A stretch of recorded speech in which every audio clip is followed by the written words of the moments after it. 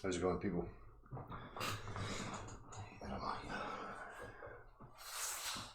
How are we all doing? Right, everything seems to be working okay this week. How are we? So, I'm going to open up this evening with a wee week away from the whole shebang, which has been great. So anybody who's been messaging me or whatever, I will get back to you in time. It's always good to take a wee break away from these things. So, just a wee introduction about who I am and what this whole shebang is about for anybody who may be new that comes across this. We're here questioning not only the dimensions of the earth, but the whole structure of what we call civilization, society. And in this particular topic, we're looking at the basis of things like the education system and, what's actually going on. There's a lot of alarming points, first and foremost for people, you should be realising that the majority of people out there are believing things about their reality that they don't even understand. They have been born into this cult, this education type system, indoctrination, run by governments that teach your children what to think. They teach adults what to think, and that is perpetuated through the majority of their adult life, through various avenues of media influence. And it's also generational. We've got generations of people who have came from education that carry forward a lot of the aspects of life and lived life and things that we take for granted and assume to be true.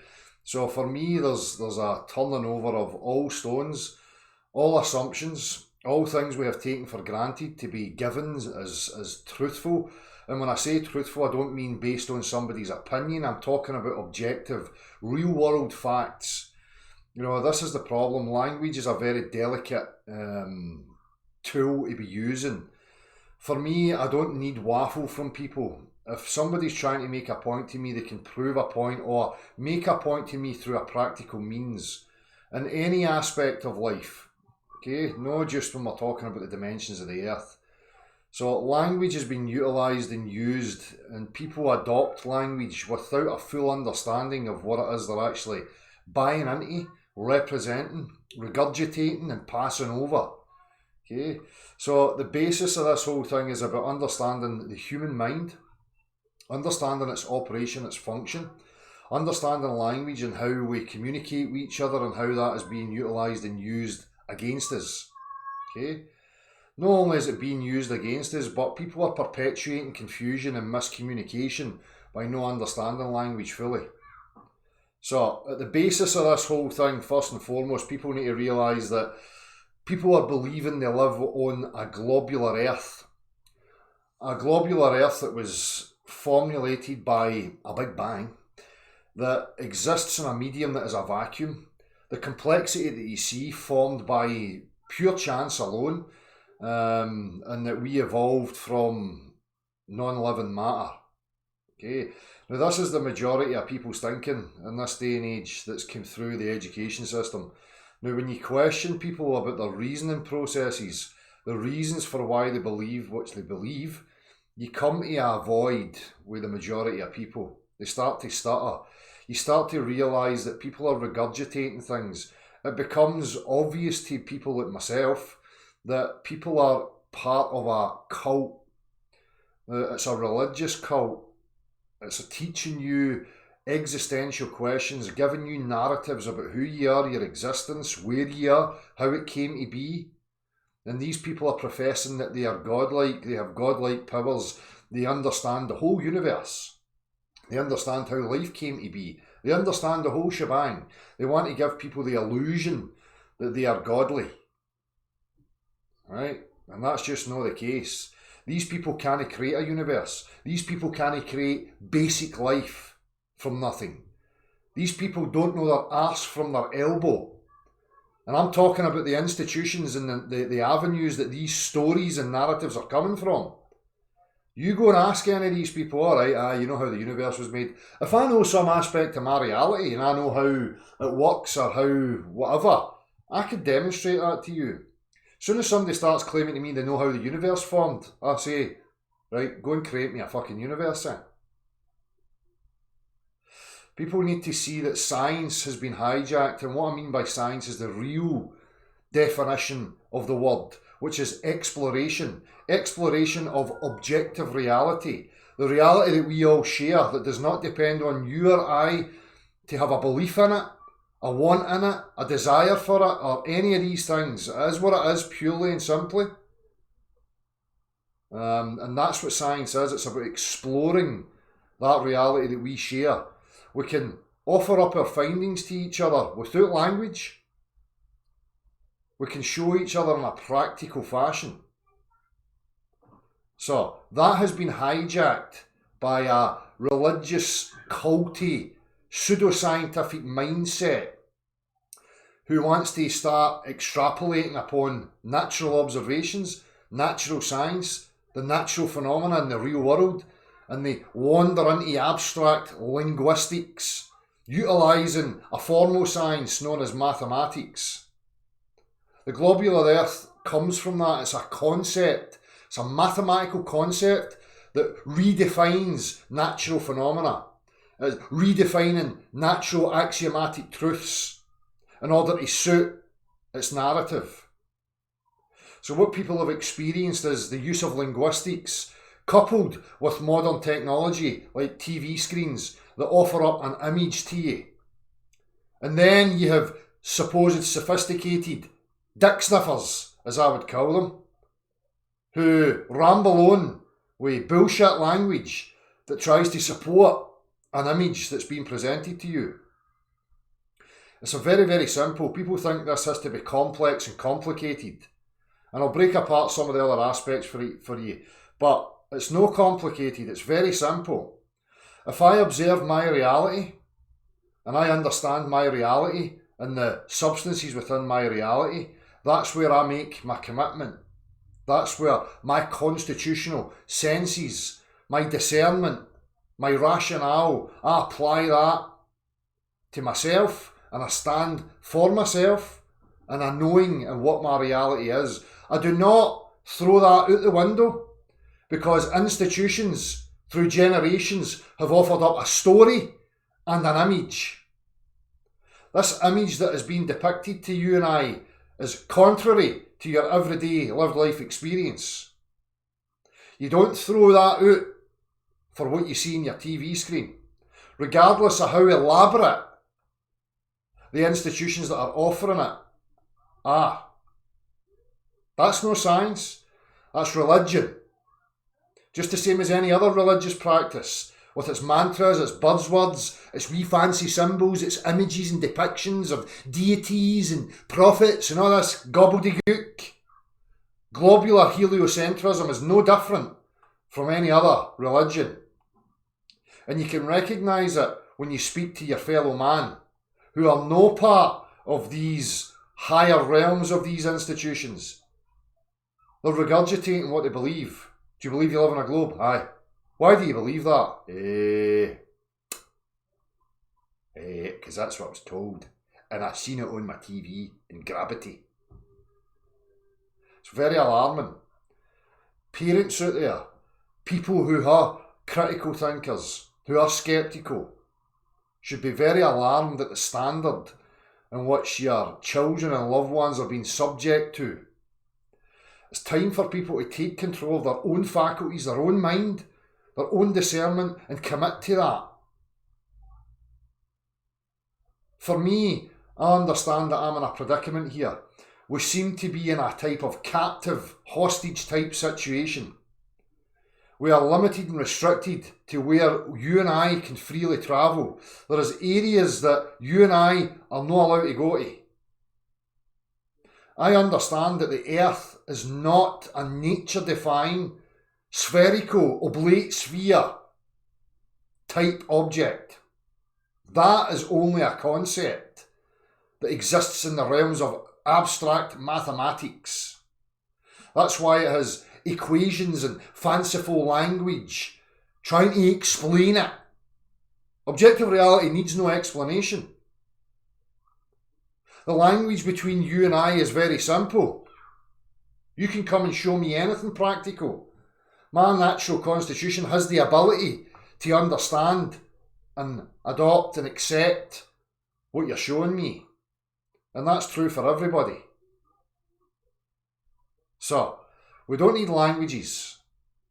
We just need practicality in regards to sharing what is objective. This is no political, it's no about religion, it's no, I don't have a bias, I'm no after anything other than truth. People like myself have had to put up with all sorts of ludicrous, zealot type behaviour from this institution, this cult that is the Globe. People like myself and people like you out there who want to question should be free to explore it. If we have an education system professing science, it should be an open book to inquiry. Every man, woman and child should be free to express and explore any claims that any other human being is making to them. We don't get that encouraged. What we see is oppression towards that type of thinking. Ridicule, propaganda. Just like the term flat earth, a loaded term.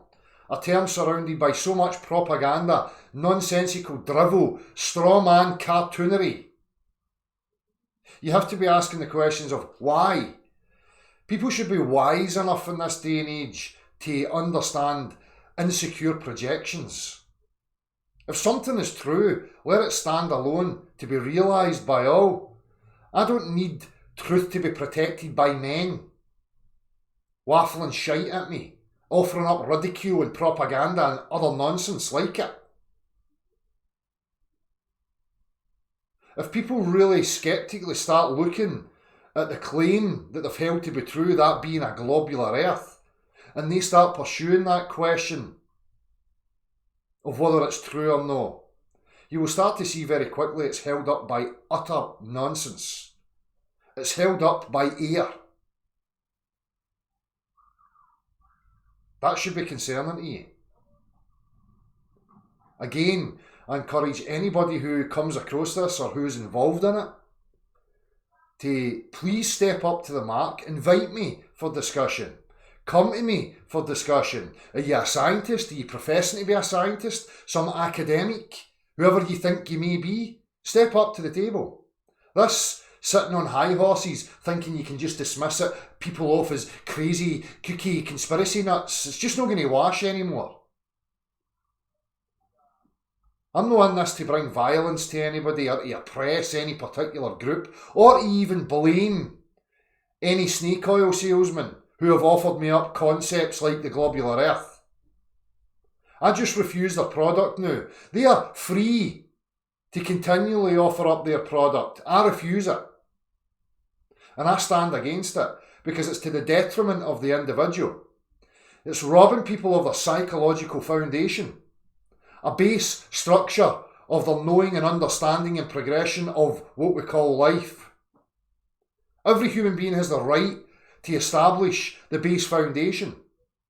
What do we have now? We have civilizations and societies, man-made concepts and structures that are rooted and founded upon absolute bullshit.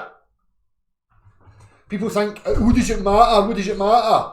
Well, your whole reasoning of everything that you're taking part in, the life that you're living and what you're experiencing and seeing, the degradation of people is rooted in these foundations. It's confusing and bewildering to people. People are caught up in the slipstream of the already established cult and its teachings. It doesn't make any sense. People are clutching at straws, clutching for certainty in all avenues of life. Whether it's a job or whatever it may be. Well, I'm here to tell you, if you don't know who you are, and I don't mean, oh, I know who I am, I know what my favourite colour is, you know that stuff. I mean as a biological entity, a physiological machine. If you don't know what you are, what your partner, where this is, what this is, I have to consider you a delusional, willfully ignorant, incompetent, zombie-type moron. You can't come at me with any certainty when you don't have those questions answered. It always bothers me why human beings don't stick on those questions. Why are we not grabbing onto those questions and no letting up? I'll tell you why. Because it's all been discovered. Smart cookies sailed the seas long, long ago and discovered it all. It's a round ball. I know that it's contrary to your everyday life's experience, but trust us, it's a round. All you're going to do is go round in circles, and you can't go here and you can't go there because you'll die. Therefore, it's all figured out, don't worry about it. Here, have some of our pish that we call democracies. But yet, we're getting more powerful and we're taking more of your basic freedoms and rights away, but we're still calling it democracy. Yay!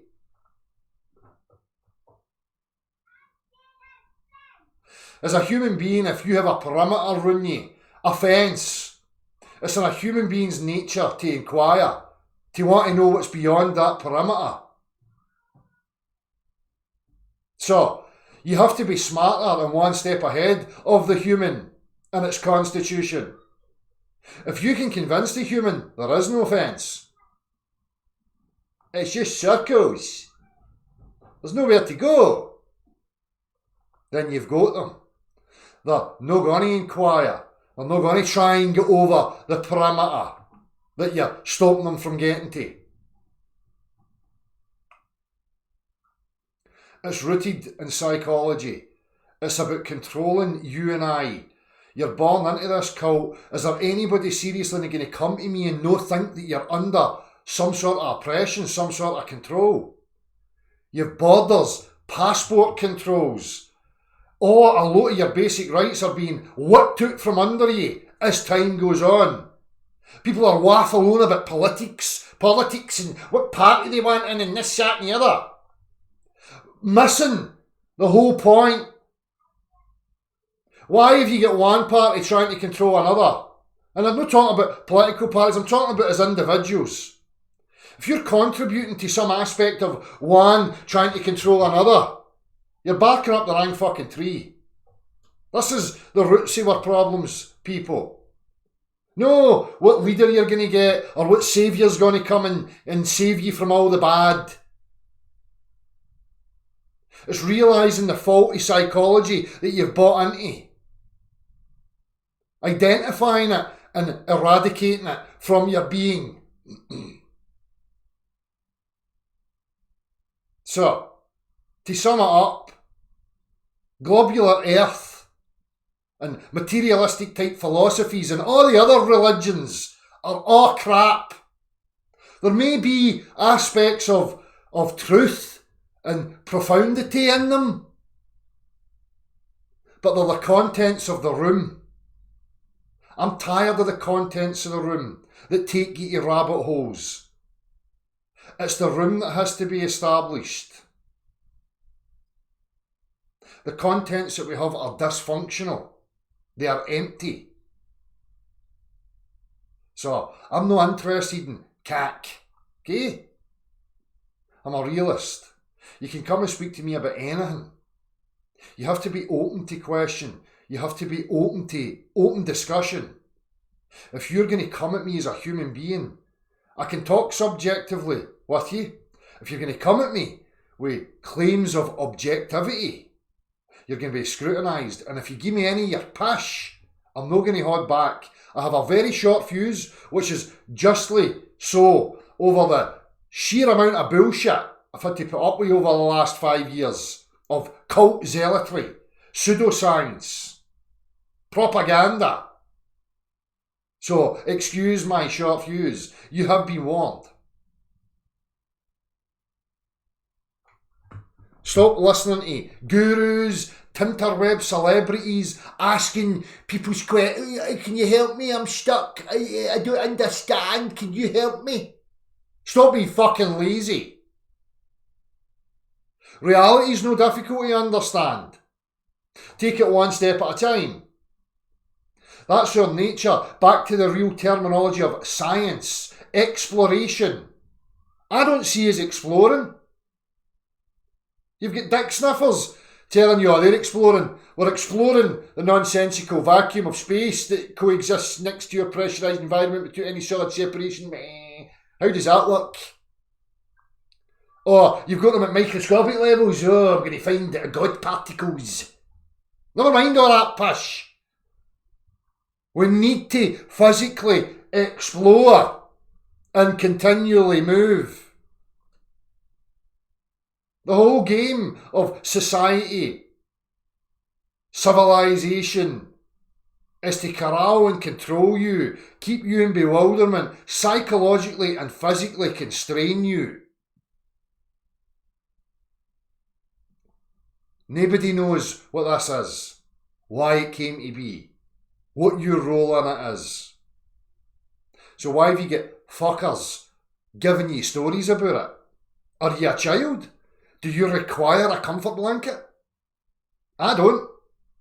I don't give a fuck what the reality is, whether it be horrific or wonderful. I have the right to know, and so do you. So it's about time people snapped out of it. Too many people have a bias that they want to cling to and defend and think it's all about opinions and, oh, well, the majority sways and blah, blah, blah. Where's the individuals of real strength and real fucking backbone here? Because I am seeing few and far between. It just sounds good, and I might get somewhere in life if I get involved. Fuck off.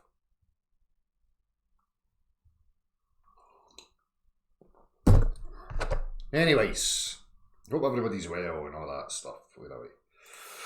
So if you want to join me, you need to email the address above.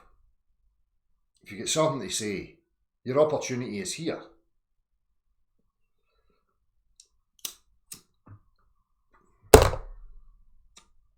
Lee Positive. What? Roll the losing dice. How he's doing? Alfredo Barragan. High Level Awakening. Flat Earth Female. How's it going? Shadow. Celtic 67.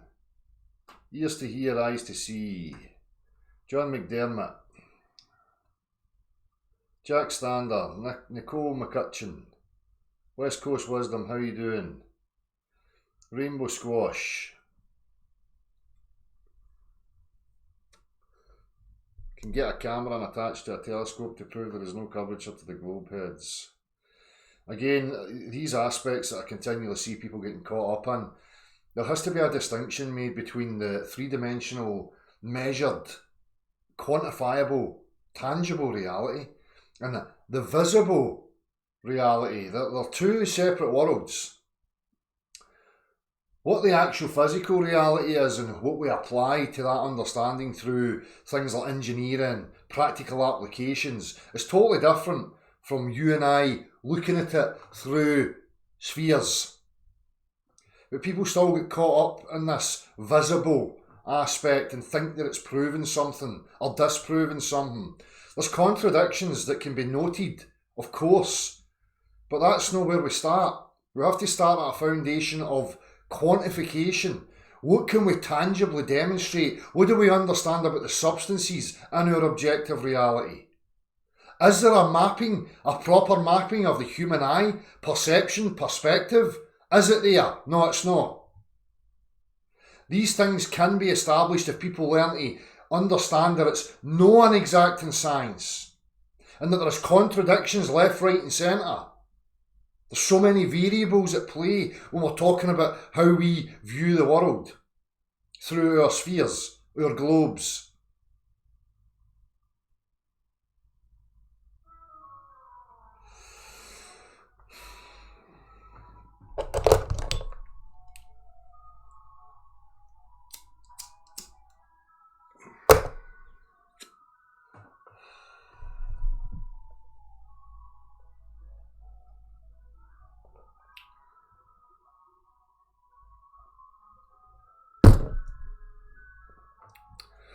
You live in a closed system. That very well may be true. We have to find that out. But a closed system doesn't mean to say sealed in, no way, no way out. Does it? Why does closed systems always being portrayed as no way in, no way out?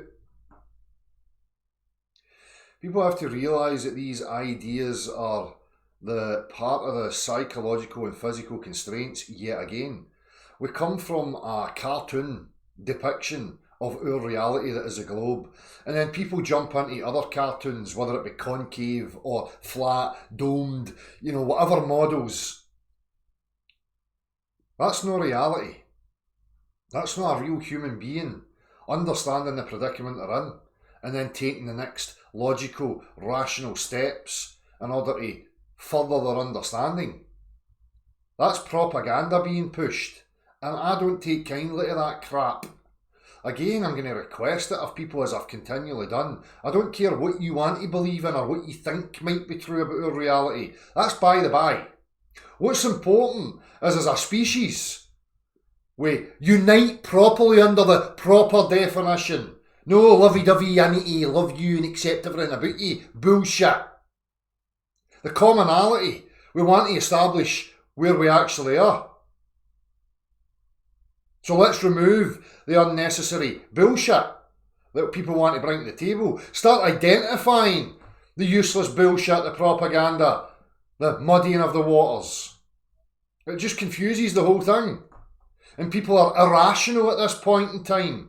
They're clinging to stuff. They've committed themselves to bullshit. They don't want to let go. Pride, all these irrational aspects of the human psyche at play. People need to learn to let that shit go. It's not a scary place to be standing in the realms of I do not know, but I want to investigate. That's proper science, that's proper exploration, that's proper intellectual honesty, that's proper grounding, proper clarity.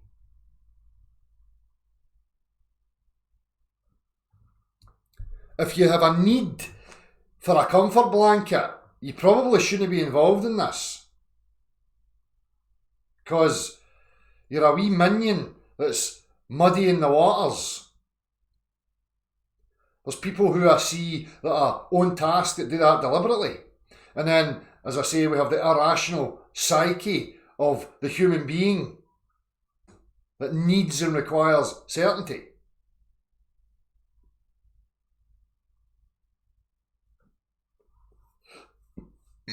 I want certainty, but I want true certainty. I don't need it because I'm comfortable in my own being. Although there's blind spots. What am I here? What am I part of? What the fuck's going on? What is this? Fuck me, I am alive. There is something here. Not no thing. Something. Profound. Amazing. A technology that is bewildering and enchanting. Fuck all that. We discovered it all. It's all just bumpy particles, wee tiny balls that we've never seen or anything. It's just all happened. It came from a quantum soup and fluctuations and all that stuff. It's no magic at all. It's just chemicals bumping together and all that. Aye, fuck it. Anyway, look at my smartphone and look at the size of her tits. It's the reality that's the magic. Know your technology. The reality is the magical technology. You're in a biological machine right now, watching another biological machine, speaking to you.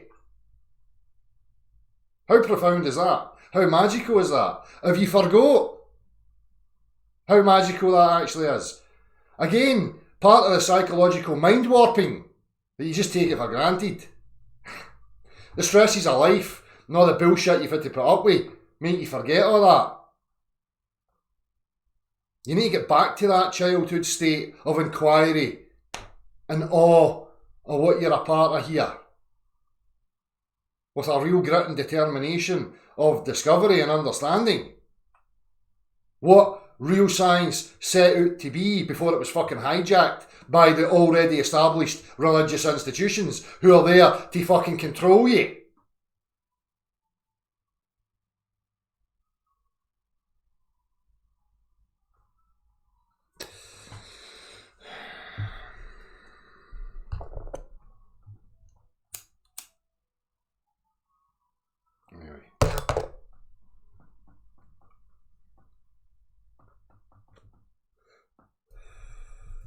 So as I say, if you want to join me, email the above.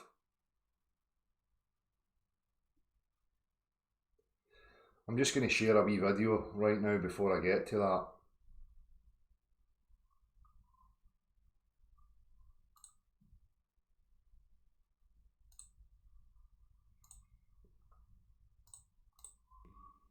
Century, Karl Marx talked about alienation, which is a separation, being a stranger to something. And you're an alien to something. And Marx said there were four alienations in this culture. One is we're alienated from nature. Well, at a conference dedicated to looking at the physical and the natural environment, I don't have to say much to you to show how alienated we are from nature when we're destroying nature itself. The second alienation is from other... These terms, though, of nature and the definitions, it's just the reality that we find ourselves in, this area that we find ourselves in, and its operation, its function. You know, nature in people's minds is an all-encompassing thing, and I don't buy into that. It's not defined properly for me. But that first statement is exactly spot on. Again, what I've just been talking about here, of being alienated from your true constitution by giving away your authority and your power to external sources and institutions who have dominated you from birth. That's not how it should be. People. And that means we have less contact, we have less intimacy, we have less trust. We have less of a sense of relationship. And that, of course, as I've shown you, leads to increased propensity to illness, physical and mental. We're alienated from our work. A lot of people no longer do work that has any meaning to them. And that means that, and since human beings are productive creatures, we really are created in the image of God. We're meant to create. When we do work that's not creative, that doesn't reflect who we are, that imposes depression, anxiety, a sense of meaninglessness. And when we have a sense of meaninglessness, we'll want to substitute that sense of meaninglessness or that sense of meaning that we've lost by all kinds of other activities, and then we get all hung up on how we look, or how people feel about us, what we can obtain, what we can possess, what successes we can achieve. In other words, all the false substitutes which cannot possibly compensate us for the lack of genuine meaning. And of course, what this society does, it sells us a lot of products that substitute for that loss of meaning. In fact, much of the economy is based on a loss of meaning in our culture. Finally, and most importantly, we become alienated from ourselves. So I just want to cut in again here. But for me, that was an aspect of my life and my experience that I resolved and identified when about the age of 25, that I was dissatisfied. You know, I would put my creative aspect in. There was never any reward. That wasn't for anything meaningful. Work for me is for the heart, for the soul, for your family, for your community that you care about, for your close associations. How can we help each other? How can we benefit each other's lives? What can we utilise and adapt to make living better so that we're freeing ourselves? So that we have time to play and explore and be creative. That's real work. No, that's fucking bullshit. Everybody getting up, doing stuff they fucking hate, can't stand, everybody's miserable about it, but it's life, and then it's championed.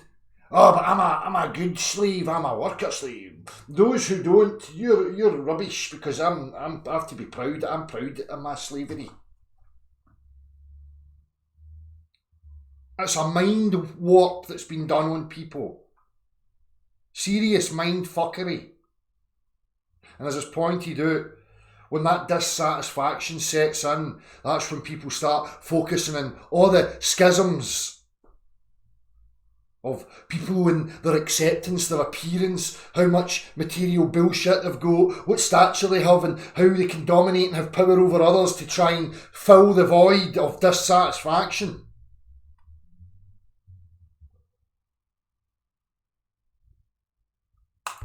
Let me ask you a question here, and I'm going to ask for a show of hands. How many of you had the following experience? That you had a powerful gut feeling about something, you didn't pay attention to it, and you were sorry afterwards? Please put your hand up if you have. Okay? I think the ayes have it. If I asked you the obverse question, as to how many people have had a powerful gut feeling, you ignored it, and you were glad about it afterwards, how many would not put your hand up? Well, I'm not sure. I'm seeing very few hands here. Well, that means to say, now you know what you're telling me? You're telling me that at some point in your childhood, you got separated from yourself. Because no infant is born without gut feelings. Infants are totally connected to their gut feelings. Have you ever met a 2-day-old who didn't know how to express their gut feelings? And that means that in this culture, something very powerful happens to alienate you from your true self, because the world couldn't stand who you really were. And your parents were too stressed themselves to honor and recognize who you really were. Just as a parent, I did that to my kids without meaning to. And then we become alien from ourselves, we shut down our gut feelings, and our gut feelings are not luxuries, you know. They tell us what is right and what is wrong. They tell us what is dangerous and what is friendly. They tell us what is safe and what is dangerous. And they tell us what is true and what is false. So when we're alienated from our gut feelings, we no longer have a sense of reality, no longer have a sense of truth. Well, the good news is that human beings can regain their sense of connection to themselves, just as we can regain our sense of connection to our nature. And empathy, which is a genuine human quality, is in us. We're actually wired for empathy. And of course, obviously, you know, I'm not going to suggest that this guy has edited this like this. But here is always the crux.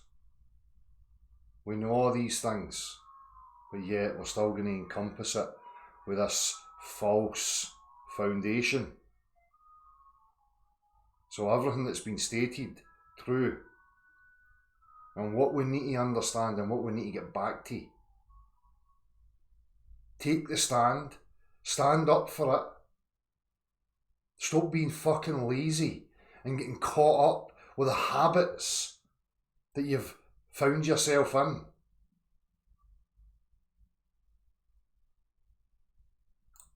Even rats are wired for empathy. When you stress rats in the laboratory by shocking their feet with electricity, they're more stressed watching other rats being shocked than when they're shocked themselves. For me, that's a true statement, because I can relate to that. Harm coming to me, easy, I can deal with that. But when I see it happening to other sentients, it stirs all sorts of emotion in me. From violent hatred and anger to helplessness. Why do we not grasp onto these things and really utilise them and listen to them, as was stated in the first point about gut instinct? Knowing that that's your true being. Why are we not committing to that? Why are people so afraid to commit to that? As the questions that should be asked. Oh, it's too hippie. It's hippie and idealistic. Is it? Again, this is no love and light, new age bollocks. This is just the fundamentals of what we require and what we actually are. Recognising them, committing to them, and eradicating anything that ever dares to try and take that away. Stress hormone levels are higher.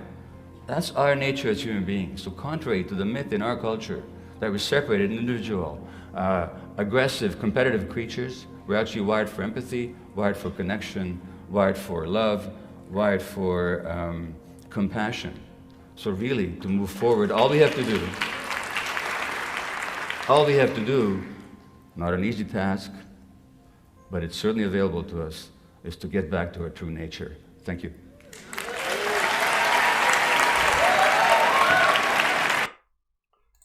And your true nature for me is committing to you without the external influence moulding you. And be very careful of you moulding yourself based on what you're buying into.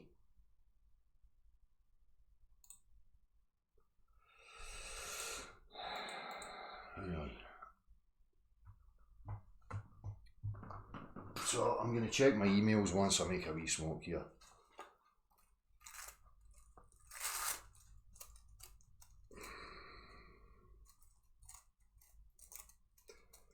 Exactly, not bewildered anymore. Most people need to snap out their Stockholm syndrome. They need to recognise that where they are in the first place, though. Exactly. But that's it. It becomes habitual. People are born into an existing trend, existing habits. It's told to them that that's life. They don't know anything else. It encompasses them. That's their whole being. And they become blind to those walls that they've confined themselves within.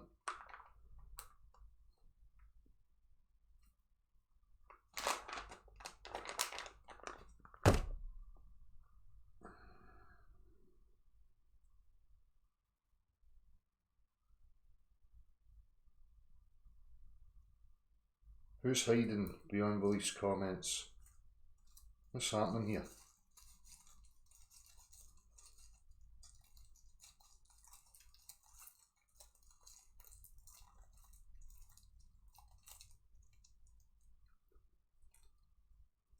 Why is it all frozen now? What the fuck's going on?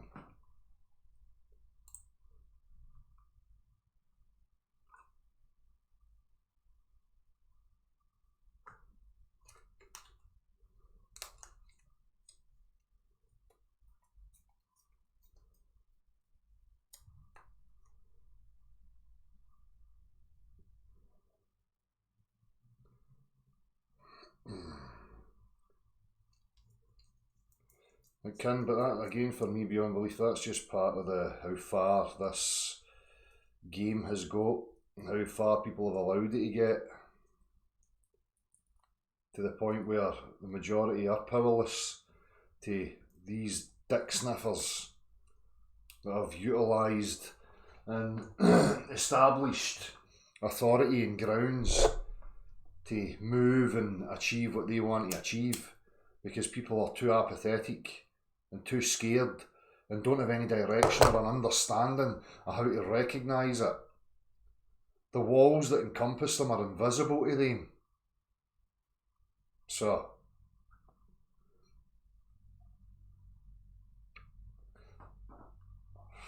right, anyway, let's see what's happening here.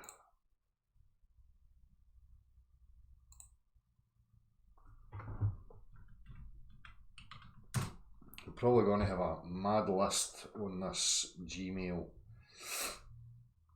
Let me just see.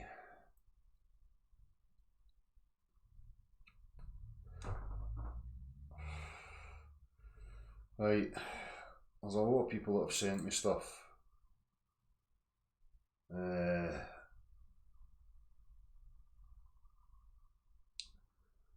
Hi Dale, Tom Goth here. Myself has been a bit crazy lately. Littlest one, as good natured as she is, seems to like everything but sleep. I can relate to that, mate. Listed below with timestamps, astronaut debate. I had mentioned in a chat the other week, whole debate. Really did seem to match your analogy of people throwing shit at each other from branches and not getting to the root of the problem. Lots of back and forth discussions, not addressing the main point, which was supposed to be the shape of Earth. Found this interesting because I wanted to see what this astronaut had to bring to the table, but not surprisingly, same old tired arguments and fallacies. Was shocked though when he broke out soundly images. How fucking sad is that? An astronaut using soundly images as proof, exactly. Cheers for that, Tom Gothier. I'll have a look at the link she sent me.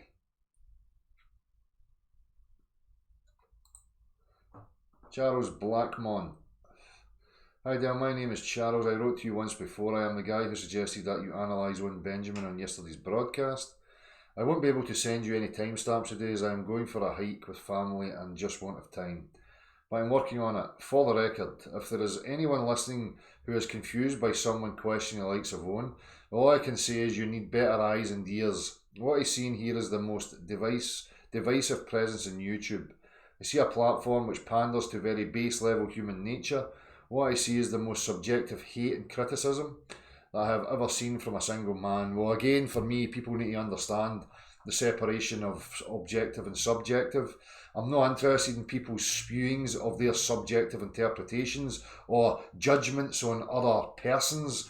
It's irrelevant to me. It's a mindset that is weak and broken as far as I'm concerned. I ain't interested in any of that. I can only analyse the objective aspects or the content in which an individual is offering up to me.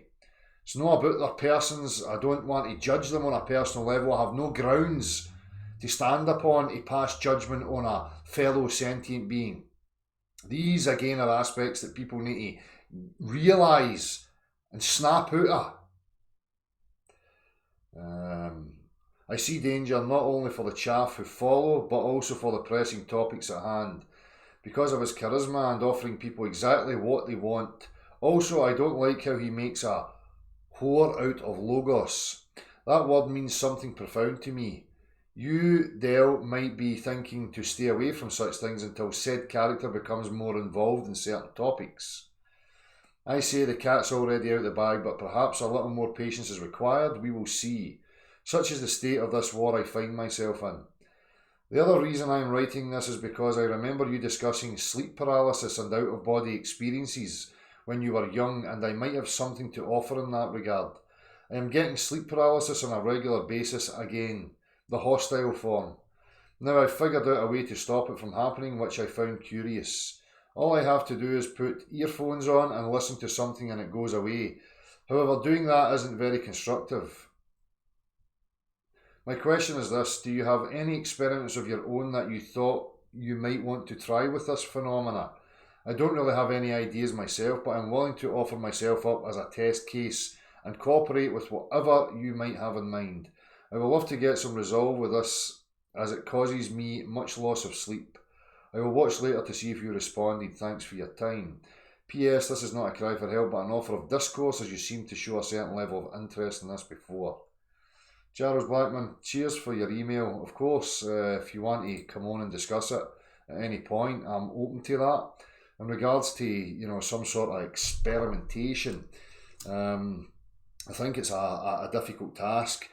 With an experience like that, we can only share our experiences and try and match similarities or see if there's any patterns.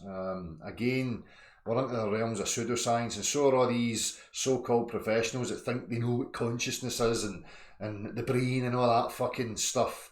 These people are talking about a hole in their ass. So I'm open for a discussion about it. I've not got any statements to make in regards to what I think is going on, or I can offer up my experience. So we can do that, certainly. Veronica. Hello there, Gav. I just wanted to explore the possibility of things being put in motion by means other than pressure. Cloud zapping is one such example. And another one I came across recently is Crookes radiometer, where light propels veins on a spindle. I've seen this actually, Crookes radiometer. I was talking to Gav about that. Funny you've sent me that. The veins must be placed in a partial vacuum. I'll share that, Veronica. I'll probably do a wee live talking about that. It's fascinating that you've sent me that email. As I say, I was speaking to Gav about this just last week. So, cheers for that. Right, I'm just going to have to get up to Steve. You've sent me one as well. I'll read that later. Steve. Reese Brown. Main question is, how far do you think the view distance of us is? I guess with the human eye, but with other instruments. Like, we can see the sun in the normal day in the sky, but at night we can't see it, and on a flat earth model, question mark. And if the flat earth model is not accurate, what would be more accurate? Well, again, we're talking about things that are intangible to us as human beings. They're visible phenomena. I don't see people running about making claims about rainbows. You can fucking see a rainbow. Can you get to it? Can you quantify it? Can we move around it in 3 dimensions? No, it's a visible phenomena.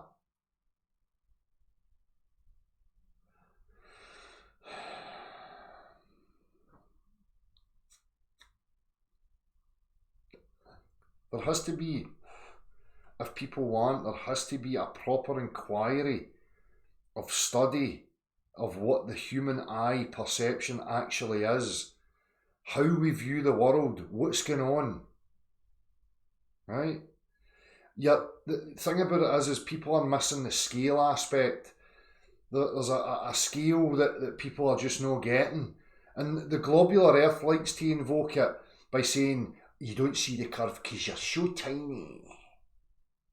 Well, you're so tiny in comparison to the earth, and again, you're not equal distance between the sky and the earth. You're at a lower elevation right on the earth. So you have a limited angle of vision. Again, if you put a protractor over your vision vertically, you'd have a 0 point, and you'd have 90 degrees that way, you'd have 90 degrees below. Now you can see in your periphery probably up to, I don't know, 80 degrees or something from the 0, maybe less than that, down there. As you're looking level straight out, that's rising up, limiting and coming up to the 0 point of your vision. Now, you're tiny in comparison to the vastness of the earth. Do you really, go to a lake, go to a pond and get a tiny wee insect and put it down at the water's edge. You know that body of water's level. Now, to that wee insect at that size and that scale, that can't see beyond a certain perimeter of its vision because it's limited to the angle in which light can get to the eye.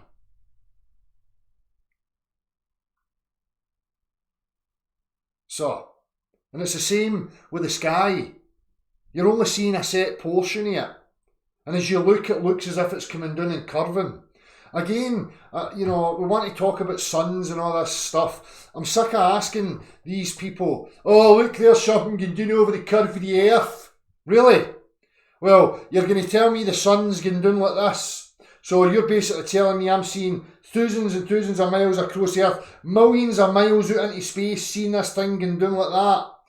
So if I'm standing here and I've got Glasgow Airport there, and a glober's going to tell me, look, the sun's going down, so that it's now half obscured by my horizon, and an airplane's taking off in front of me that's going up to 30,000 feet, is the people on that airplane now looking down at the sun that's going down on my horizon? Is that what's really people think's happening? You're never looking down at the sun. Nobody does. But people forget that.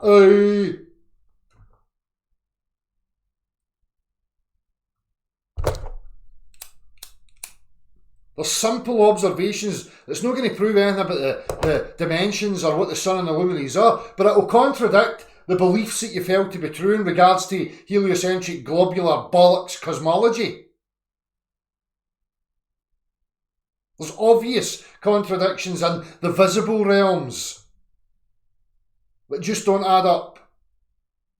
So, getting back to the point, you don't know what the sun is. Nothing about the sun or the moon or the stars or anything up there is going to give you anything about the dimensions of the earth beneath your feet. Again, people talk about science and the scientific method and all that stuff. Well, go and make an actual observations of a substance like water. Observe the natural phenomena. The water flows downhill. It collects up until it finds its equilibrium and fills the void. Then it's going to equilibrate upon its surface in every direction, equal elevation. Natural phenomena. Oh, do you know what? I could make some predictions about that and then I can go and test it. And I can mess about with different aspects to see if it holds true. And lo and behold, it will. Thank you. You're welcome. But again, people ignore these things. Oh, but visible things is confusing my wee brain. I don't know how to start from grounds of understanding before I move forward in my inquiry. I'm just all higgledy-pickledy taking all sorts of bullshit in and... The water's no bending. So if you're viewing over water, you know it's no bending because it's not got the capabilities. You've made the natural observation, you've made the predictions, you've followed through with the tests, you've established as a fundamental fact that water will take the shape of its container. It will always equilibrate upon its surface, forming a horizontal plane at equal elevation at every point of that plane. Then you can move into, okay, well, I'm making visible observations here and things are happening. So I know I need to understand the visible realms here. I know for a fact that the substance behaves this way. So whatever I think I'm seeing can't be the case. But the globe has to reverse that rule. No. The substance does behave in the way we say it does. We can't show you a test in any way, shape or form. You just have to use the visible phenomena. And people are running about calling themselves critical thinkers and scientists and all that stuff. And they can't work that shit out. Whatever. Willful ignorance. Or they're just purely at it. It's been stated from this platform from the off over and over again. I'm yet to see anybody stepping up to the mark to contradict what's being stated. They can't because it's a fact. Now, I'll challenge every single person that comes across this. Follow through with your scientific methods and all that stuff. Go and make the same observation as me.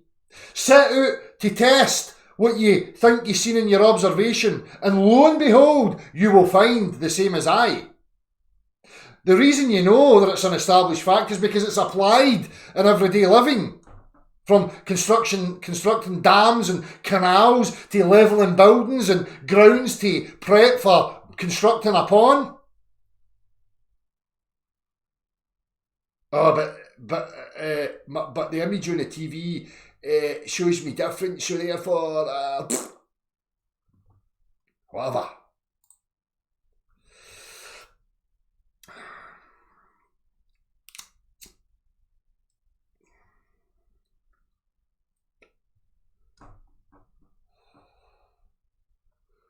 Right, so the very first person that we're getting here that's asked is Ali B. Right, let me just set this up. In fact, before I set that out, I want to just share this wee video.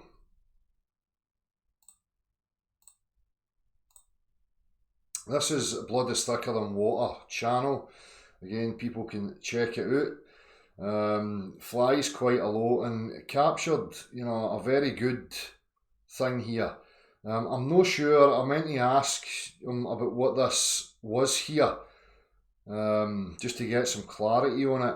But what you can see here is coming from the night sky. So the question that was asked before about, oh, can you see the sun? Well, the sun looks like this. I mean, when you're up above, you've got a perfectly flat horizon. Now, the sun's light is limited, its capacity of stretch is limited, if you like. It's no got infinite reach, right, that the heliocentric gobbledygook would have you believe, right?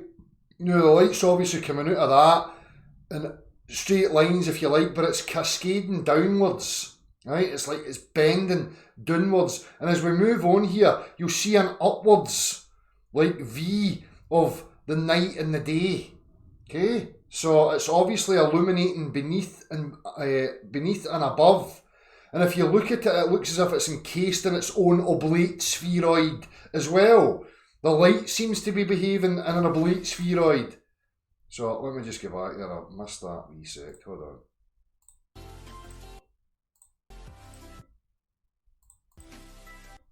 on. Oops.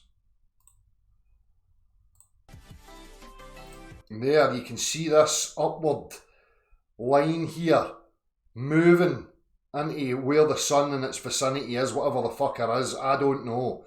So again, people have got the wrong scale in their mind.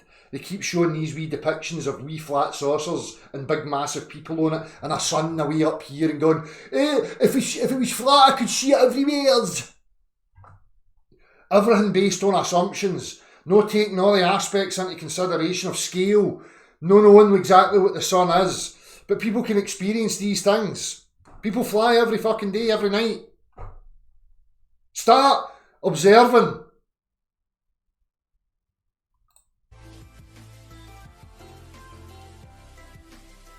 And you can see that line slowly move downwards the further into it you get.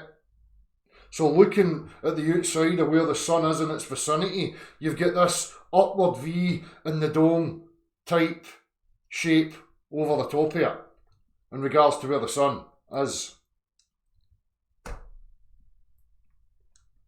Plus, the majority of people are living in valleys. There's topography to the level.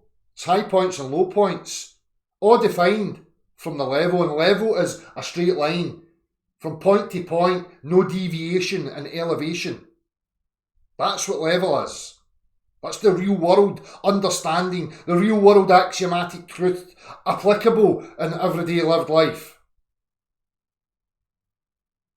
So, certain times of the year I live in the Clyde Valley. Oh, the sun's away. And I can go up the Braes. Oh, the fucking sun's still there. People just can't grasp scale and how tiny they are in comparison to the vastness of the earth that they're upon.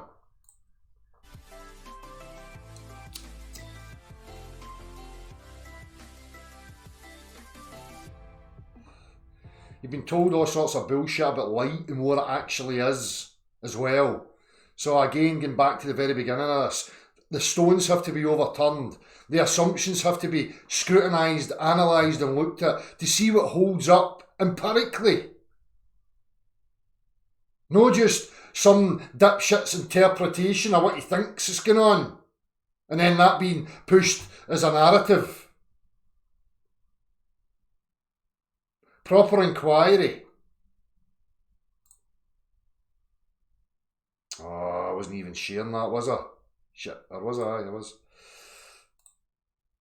Right. Evidence for the multiverse. I put that up, I was going to have a look at that, but I can't be bothered with it right now. So.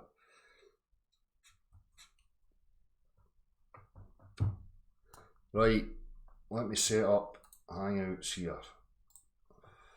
Ali B, first request that I've came to.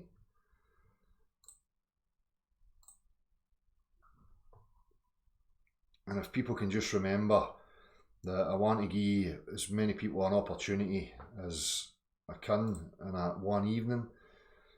So if people can be concise, if they know exactly what it is they want to bring up, that would be perfect.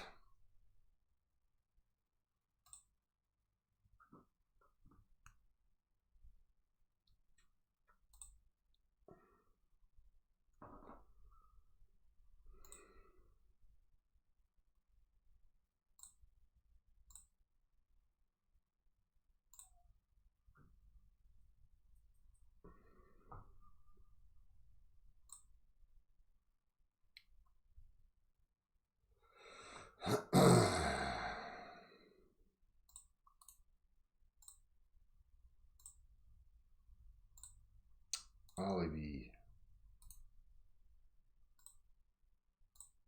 Link sent to you.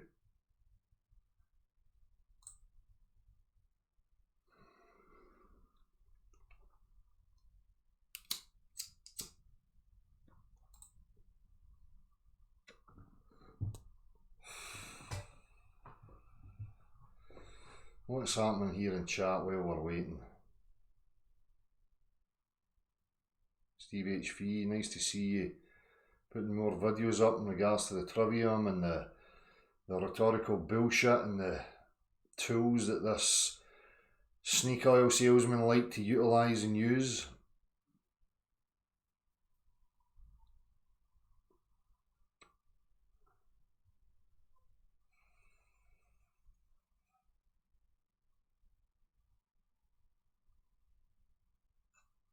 It's all very respectful. That makes a nice change.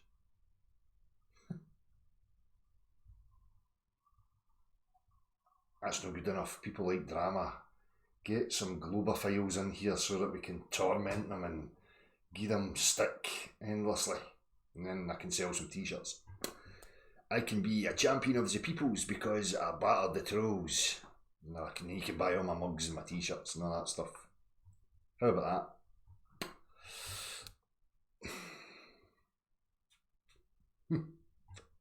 Fuck you is much better. What's that, Jed?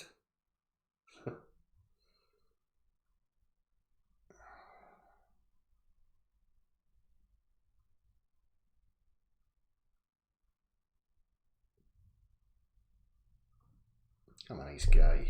I just don't tolerate crap and bullies and all that fucking stuff.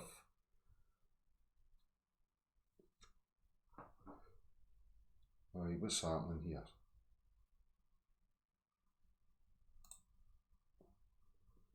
Ali, a link's been sent, so... In fact, when did you send that? Oh, Sunday, the 5th of May? Oh, fuck, that was ages ago. What am I doing? Right, forget that. Ali's obviously not going to be there. Come out of that. Yeah, I need a new one. Just bear with me, people. I should have checked the date.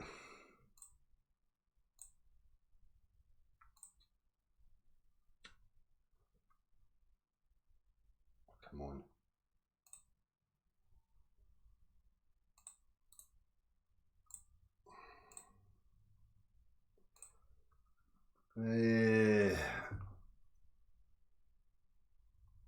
There's a couple of messages here. People want me to check out some videos. I'll check them out once I'll get a guest in first, and then I'll read those out. Nick Davies, when did you send that? What date's on this? 14 minutes ago, there we go. Right, Nick Phuket Word. Link's on its way to you right now.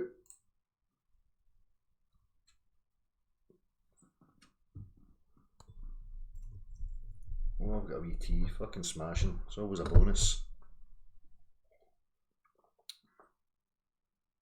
Ah, I've sent it, Nick.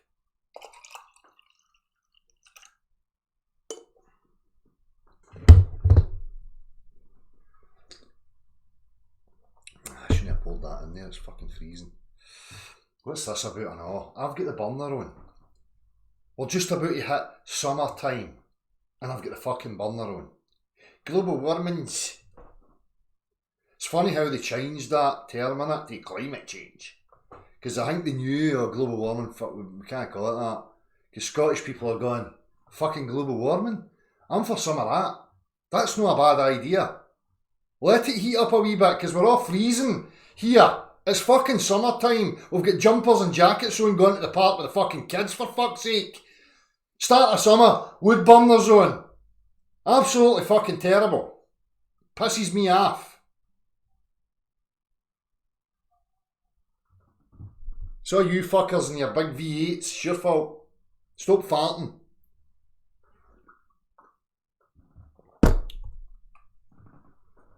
Telling you, if it was ancestors, people are all patriotic, my ancestors, you know that. If you really follow that line of reasoning, your ancestors were retards. Total and utter mongs. Ugh, it's freezing cold out here and raining all the time and dull as fuck. Let's go there. Well, your ancestors were goths or what? I mean, what were they up to? Did they read a vampire book and thought, that's cool, I want to live like that? Idiots. Do I look as if I've got fur? No, I fucking don't. We're not supposed to live in these dull, dreary places. We need the warmth of the sunshine. Blue sky lifts the spirit. So don't give me your patriotic pish. Scotland and William Wallace, no, we're all fucking patriotic. We're fucking morons. If I had a time machine, I'd get in and fucking bitch slap them back the way. Get back to the tropics, fucko. Right now. Because I don't want to be born into this shite. Where I've got the burner on at fucking start of summer. That's just no chocolate.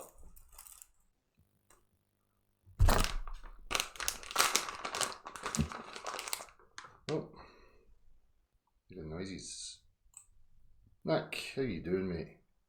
Can you hear me? Hi, Del. All right. Good, man. No, hold on, I just changed this. Hold on, Nick, because you'll be able to see me in a camera problem. What's going on here? OBS camera.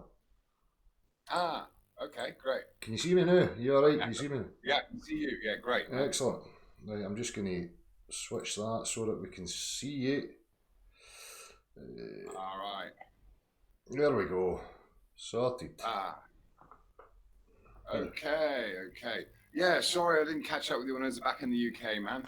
I know, mate. But, I would have loved to, mate. You know how it is with funds and stuff, just trying to get away as well, you know? sure, man. Yeah, I was just busy running around, staying legal, you know. Aye. Oh, man, what a nightmare. I know. We don't have restrictions or any of that kind of thing. What's people talking about, Nick, you know? You can't live wherever you want to live without paperwork. Yeah, like, you know, just like I was like a non-citizen for a while, you know, just didn't have which you could consider a good thing maybe, but you know, when you actually want to be in the system and they don't want to let you in. I know. Fucking typical. Rebelling against it, and then when you want and you need it, they're not letting you in. Yeah, I got a bit paranoid for a while. I was like, hey, hang on, have they been, you know, Right. am I a targeted individual here? We can't have a flatard as part of our cultural system. Fuck that. Oh man, but yeah, you know, it is. You know, I hear your anger and I feel it. I try to stay positive, but man, you know, this is a zombie apocalypse, and people have got to wake the fuck up sharpish, man, because it's frightening. Yeah. It really is. The shit that people just believe and don't question, and it's you know. Yep. I know, mate. And it pervades every aspect. It's not just in regards to questioning, you know, the shape of the earth. It's just the mentality of the majority and what they participate in. You know, it's bizarre. You know? Across the board, absolutely, because people just they've done a really good job on us. They've really done it well, man, because people cannot think. Everything has become so easy and just fed to us. And it's just like they were saying in those books, you know, 50 years ago, science fiction books and all that stuff. It's just, and they are just zombies, man, because they can't. They've actually disabled this capacity for people to think, and of course, and you know, conspiracy theorists. People don't even, you know, this word conspiracy theorist has been, you know. The fact that two people can get into a room and conspire happens. That's a fact of life. Whether it's a product or something, a company that thinks of ways to persuade people to buy things and branding and all that stuff, and the government thinks of ways to get more money off people through taxes, through fines, whatever it is. These are conspiracies. Yep. And this. This is a fact of life, but we're told that if you even imagine that people conspire to persuade public opinion, you're some tinfoil hat terrorist wearer. or something. Huh? Exactly. A tinfoil hat wearing fucking moron. Yeah. It's social engineering at an immense level. You know, I was talking to Marty about this earlier. At the same time as you can see the degradation in people and people's willful ignorance, you still see the clever, you know, aspects of the planning and the social engineering and the understanding the complexity of the human mind and how to influence. You know, I mean, society is a social engineering project. Do you know what I mean? It is, yeah. Bloody experiment. We're all like rats in a lab, man. Aye. But we've got to play a willful part in it as well. People have to, you know, people can't just keep jumping to blaming Illuminati and, you know, Freemasons and all these big bad guys. You know, it's your willful participation. You just have to understand how you're participating in it. You know? Yeah. but you're right. You know, we're not given these tools, Uh-huh. as we're saying with the trivium. You know, we're not. They are. It's that. So yeah, there are people to blame in a way, but because we're not being given the tools to think critically, you know, we're being told this is it. This is the way it is. These are the facts of life. This is how you got here. This is why you're here. Yeah. In fact, we're not told. We're not even told to think about why we're here. No, that's just, I'll leave that in the, you know, they pass it off as if it's religion and spirituality. Well, you know, these people that are professing it's a scientific endeavour are the ones that have given us these existential narratives, you know, and that's never what it should be about. You know, as soon as I see somebody professing science being exploration of objectivity and they start giving me narratives and stories, you know, I'm like, alarm bells are ringing here. You're fucking at it, mate. You're trying to sell a product and I ain't buying it, you know? This is it. It is you've got it spot on. Trying to sell a product. Mm-hmm. Yeah. And Mhm. we're the guinea pigs, man. Yeah. And it's like, it's putting the perimeter fence there, Nick, as I was saying earlier, you know, offering these narratives and stories is an obvious attempt at putting a fence around us, you know. As I say, because if anybody professes to me that they're an objective inquirer, but they start offering up, you know, subjective agendas, narratives, stories, it's like people have to recognise that now. I mean, is it not that obvious? You know, can people not discern enough now between what the facts are and what the agendas are? You know, They can't, can they? No. You know, and they forget so easily. Mhm. You know, like whether it's going to war and all that stuff. You know, the way public opinion is swayed, and they know exactly how to do it. They will these people will do what they want, Mhm. and they will just gloss it all over. And am I right in believing that you can now get fined if you take your kids out of school? Well, I was going to address this. I've seen people speaking about that. What I want to do first and foremost is list the countries of where homeschooling's permitted, you know, and where it's not permitted.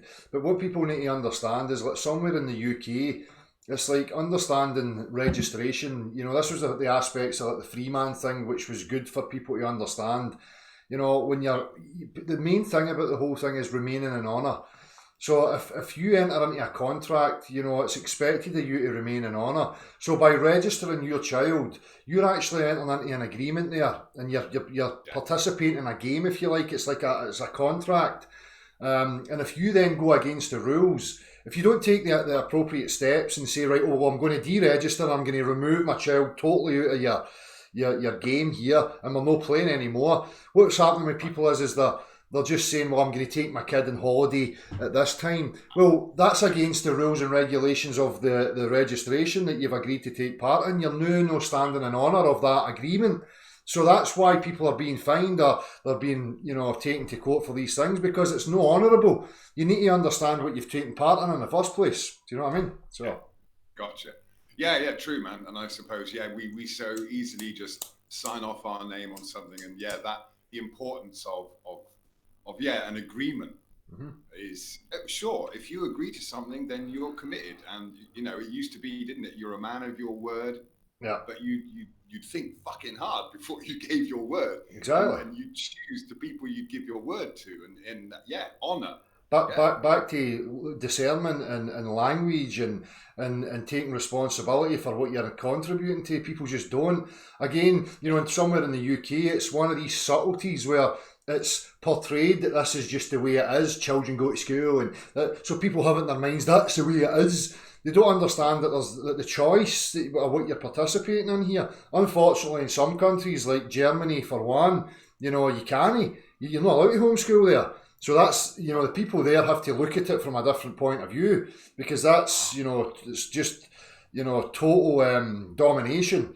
You know, that they think they can just tell you what's happening with you and your children, you know. So the Nazi ideas never really went away in places like Germany, you know. But True, man. True. so I'm going to list a lot of that stuff when I get to the homeschooling channel. I'm going to start prepping that this week to get it up there. And that was one of the first things, was just giving people a list of what, so that they can identify whatever country they're in and what's important and relevant to them before I even move into the aspects of participation with your children, you know. So Aye, because I've seen that, and that's the thing with people. They want to bitch and whine and moan. Oh, the government's fining me for going on holiday with my kid, and well, stop fucking moaning. You're no honourable in your contract. You know, get your way out. Get your child out of school. Then they don't have the authority. You're no bound by the game anymore. So, you know. Yeah. So you can be free in that respect, can't you? Yeah, yeah. But I do get the sense that, of course, everyone gets the impression that they're doing their thing, and the government's kind of put things in place for us all to be really good and kind to the environment and all that. And oh yeah, I mean, it's just, I think back in the days of punk and all that, people were a lot more switched on, and they were punks because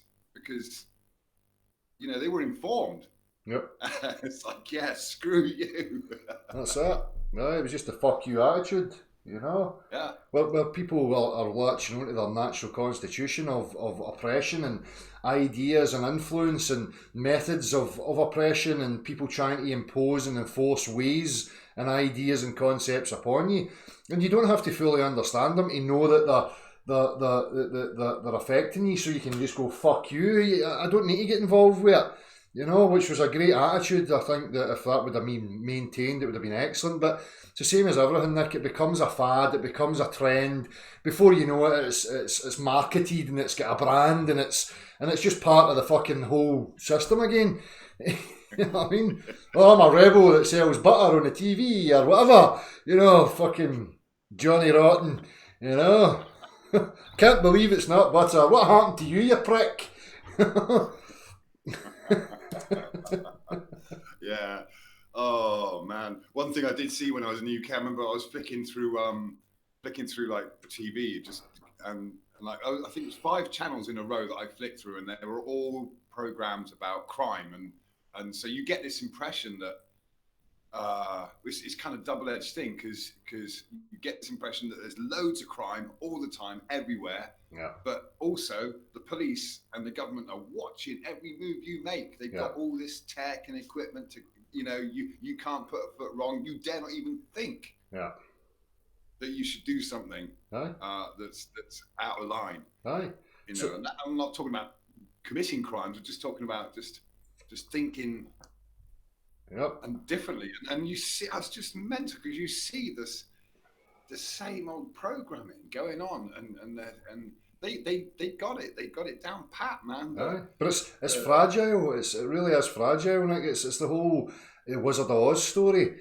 You know, they have to give that, as you say, that allure, that illusion from the godly-like perspective of the universe to the godly-like overwatch of you and I, and, they have to portray it like this, and it's just not the case. It's very fragile, and they are very weak, At the same time as there's clever aspects that have been utilised, and they've managed to achieve things that I tip my hat at. Not that I agree with it, but I've got to acknowledge the effort and the thought that's went into it. Do you know what I mean? Oh yeah. But they're just getting that allure, that illusion of omnipotence and godlike stature. It's bullshit. Yeah. Yeah, absolutely. Yeah. But it is so frightening, and but yeah, it is. So you got to carry on doing your thing, and all the other people out there that are doing it, they've really got to keep pushing it and driving it. Aye. Because be the childlike rebel. Laugh and joke, commit to yourself, be creative and fun, have empathy and care and share with your fellow man, and go fuck you and just laugh at the oppressors. The needy, weak, insecure fucking dipshits that think they can control it all. Don't give them that, play to it. That's what I noticed about the whole truther thing for years. They kept pushing it, the Illuminati, the Freemasons, the mystical, big entities of huge power and influence, and all these people were perpetuating that psychology in the Watcher, which I've seen as a trick. I'm like, no, fuck you, there's just more propaganda to maintain that illusion, keep you in bewilderment, fear, but you're so small in comparison to this big authority. Fuck off. Yeah, very true, man. Yeah, yeah, it's that because it's that's what they're sold. Yeah, there's sold the doom and gloom, and then then the hope, Aye. just. But I mean, Bill Hicks summed it up perfectly with one of his wee sketches, where he's talking about watching the news. War, famine, terror, oppression, war, famine, terror. Then he opens the door and it's like fucking tumbleweeds and birds chirping. He's going, where is all this shit happening? I'm not saying that there's no, bad things happening out there in the world, but it's nowhere near to the level that's portrayed and that people perceive it to be, Yeah, absolutely.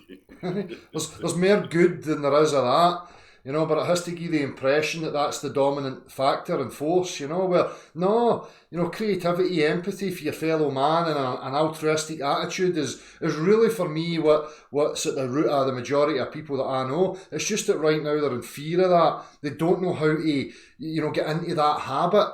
It's almost like a shift in habits of just, acting out these traits. It's like they're just terrified of being burnt and hurt and abused and blah blah blah. And there is elements of that because of the dysfunction of the society that we have. But people need to get over that. And not be such snowflakes. Fair enough, you've had damage and we've been hurt through our lives and blah blah blah. But let it go. You're still you. You're still here. It's just a choice now of what you're going to put your attention to. Yeah, for sure. Yeah, of course, it's not easy, is it, to go against that? But yeah, you've got to celebrate that being you. Yeah, because there's always huge pressure to be somebody, yep. And you're told you should like this or like this or like this, but no. Yeah. And the system we have means that in order for you to get on, somebody else has to fall by the wayside, because it's limited in its capacity. It can't cater for everybody in that structure, because it's not natural.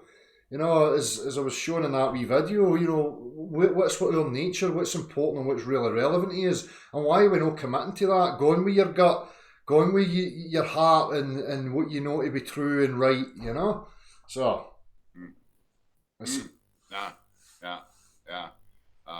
So yeah, troop on, man. Aye, you too, mate. It's good to see you, hammering on, getting loads of trolls and stuff like that. But that's good, mate. That's good. I love it. Having wee pets. Having wee pets. Oh, there. I'll come for a wee clap and poke you when I feel like it. What people need to be careful of, though, is falling into this thing where they think they have to, because they're very good at that. It's part of their psychology, the way they type, they can even put an attitude to it, this air of authority. And I see it with people start feeling as if they have to respond to them. And that's it. I mean, they've got them. As soon as they get you like that, you're chasing your tail. These are non-entities. They're not even real. Fuck them. Laugh at them. Use them for your amusement. That's what I do. On a Sunday, it's been known to me that I'll go to Facebook to the troll groups and just go, I'm going to prod them. Make them dance for 20 minutes and then go away out the park with the kids and forget about them. Yeah, true, man. Because otherwise they are energy vampires, man. Exactly. And they don't give a fuck. Yeah. So, no. But that's up to them because they're missing out. So that's it.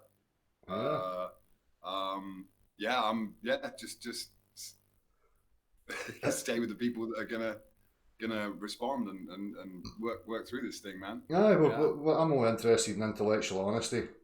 And people that have got a real inquiry. I'm not out to bullshit people and make a profit out of them and to benefit their own stature and all that kind of stuff. People like yourself that are doing things freely off their own back because you've got a passion for truth, mate, and understanding. That's commendable as far as I'm concerned. So.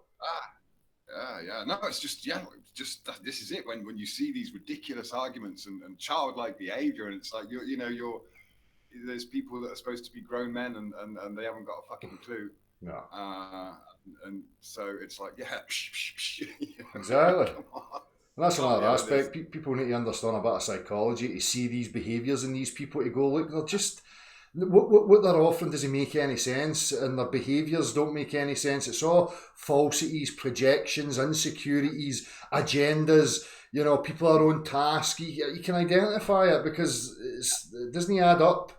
Yeah, and that's fine because people with discernment will see it. Exactly. So just go right ahead. You take the piss, you do what you want, and Exactly. and those who are ready to get it will hang about. These guys are just spinning the same old shit and got nothing in the way of proof, nothing in the way of it's all done. Yeah. Yeah, so Aye. great. Go ahead. And again, if these people really represented, objective scientific inquiry, it would be an attitude of commending people like me and you, Nick. Again, I refer to that Patrick Moore video, where he was investigating people who had a different, idea of cosmology, and he was commending them because it's healthy. Anybody who's on the promotion of objective inquiry and real scientific inquiry would be promoting that because it's great. What do you want, an echo chamber? That tells me you've got some political agenda or some narrative you're trying to spin on people because you're not opening up to inquiry and promoting people to inquire. Because truth will stand alone. If it's objective and it's true, then it's going to be discovered. Absolutely, yeah. There should be no need to defend it whatsoever. No. Yeah, exactly. Exactly, mate. Yeah, great. Well, look, that's all. Thanks for letting me get my stuff off my chest and share a bit of a giggle with you, man. Very good. Always if there's other appreciated. people who want to come in, then let them come in, man, and I'll disappear. Yeah. No worries, mate. You feel free to sit about if you want, Nick. You can sit there and chill if you want to sit and interact or whatever, mate. You just, Okay. I'll go and check. We both got rain at the moment. Yeah, Aye. but That's a given. It's always raining here. It's nothing new. You're sweating because you're in the warmth. I'm sweating because of my burner. You know what I mean? Fucking bullshit. Yeah, but you know what? So just one story though. I mean, I was sitting with a relative that I was with, and I might ask a question, or just I want to talk about something, or just I was trying so hard to come up with conversation that didn't involve any of because I'm not allowed. Yeah, I'm not allowed to talk about anything I actually want to talk about, and that's the thing. We couldn't. We would just end up sitting there on at the TV. I'm like, I'm this, and he didn't have the ability to have a conversation about anything, and then I asked a question. It was some ridiculous thing. I was just trying to make. Oh, is that the bridge near us? And he picks up his phone and he speaks into his phone and asks fucking Google. And this was a habit, Yeah. Any question that comes up, I'll ask Google. Get on I literally just speak into the phone, ask the question. Yeah. It's crazy, isn't it? This is the new Bibles, mate. This is the new religious books. I'll ask Google, that'll tell me the truth. Or Echo or whatever it is, that fucking, I don't know what her name is. I hear the adverts for it continually, this wee thing that you speak into and it speaks back to you. I don't know the name of it. I know what you mean though. Yeah. Aye. Just insane. Aye. Insane. It's just breeding laziness and apathy, and that's just a recipe for disaster, mate. And it's like that. Trying to get a stimulating discussion or conversation with people is few and far between. If it's not about the mundane nonsense of entertainment, football, boxing, or whatever it is, it's like, I like these things for the sports. That's the aspect I like, but people's drivel about it and the politics and the surroundings, I can't be bothered with that. Let's have a stimulating discussion about our existence. Fuck that. You're too deep. What does Google have to say about it? I came from an amoeba. That's it. All questions are answered. Yeah, absolute total faith in the Google God. Yeah. And what was it? I was trying just to find ways to what subject can I use to get into this? And the response was that I'm not going to believe anything, and I'm not even going to look into it unless I'm told by an authority. Well, I suppose by the mainstream media. Any professed authority. Yeah. So it's like, it doesn't matter. Yeah, basically, that's it. An authority, total appeal to authority. And one thing I noticed, there's one thing that just occurred to me is that again, when it goes back to the whole conspiracy theory thing, all these major events that have, you know, 9/11, Sandy Hook, whatever it is, you know, JFK and everything. What they do is they end up making it out to be a lone operative. Right. And so this is where the whole thing about conspiracy theory, if you know, the official narrative is it was one guy, you know, one guy in a cave did 9/11. Yeah. One guy with a gun killed JFK. Yeah. And or Timothy McVeigh Yeah. blew up a whole government building on his own. Yeah. With no. So of course, if you, that's the official narrative. So if you suspect that 2 or more people were involved conspiring to make this happen, then you are a conspiracy theorist, and you're going against the official narrative. So it just occurred to me that that's how they set it up, is that any major event, they nail it on one person. And if you're going to think that there was any kind of organization other than that, you're a conspiracy theorist. And exactly. There's also something in the psychology of people where satisfaction that it's all in one, focused to one point, because that's easier to absorb. You know, if it's a complexity and different factions, that's going to take too much effort for me to, you know, so just offering up a totem of everybody's, you know, can point their energy at one source, that's satisfying. That seems to be satisfying for them. You know, that's fine. It was that one dude, and that's it. I don't need to inquire any further. You know. Yeah. And that's what they do, isn't it? With they'll in the media, whatever, they build people up and then they knock them down, and that the focus is all on them. Yeah. That one person, it's all their fault. So yeah, that blame game.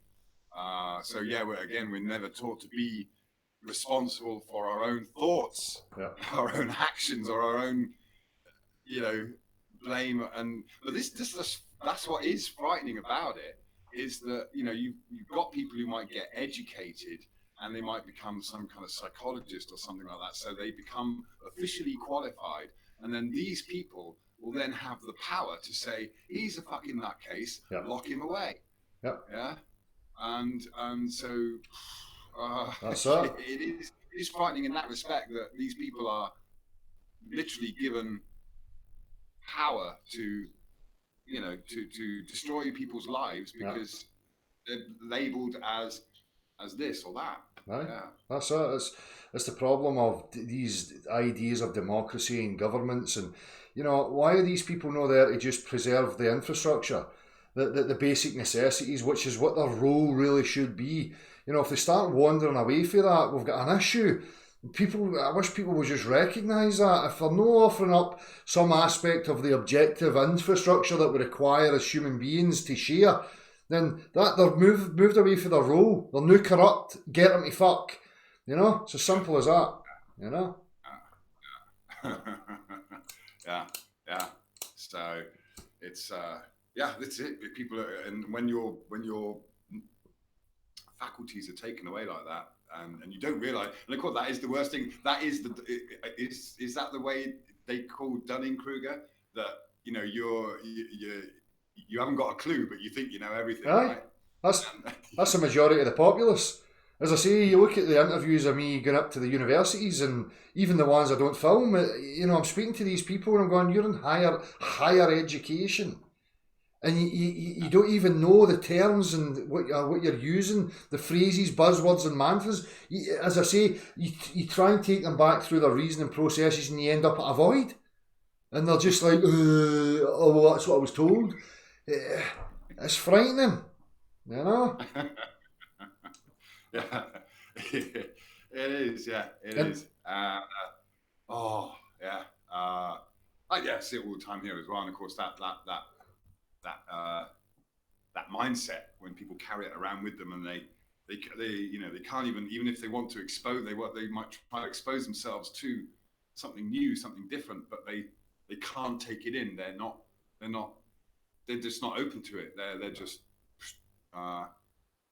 even if they think they're trying to be objective and pragmatic. Well, they've built a personality through culture, influence, and society, family, friends, you know, and that's becomes their identity. And then if you try and fracture a piece of that, they don't like it. That's what the cognitive dissonance is about. It's, you know, you're dismantling the false projection that they've created of their own being, you know. So, and that's that whole saying, you know, I can't remember who said it, but they'll basically fight tooth and nail to preserve the what they know, you know, regardless of how detrimental it is to their own being. They will fight to protect it because they've built it within their own psyche, their identity, their allure of certainty, their illusions of certainty, you know. And you try and take that away from people and you watch them fight, you know, regardless of how irrational and nonsensical it is, you know what I mean?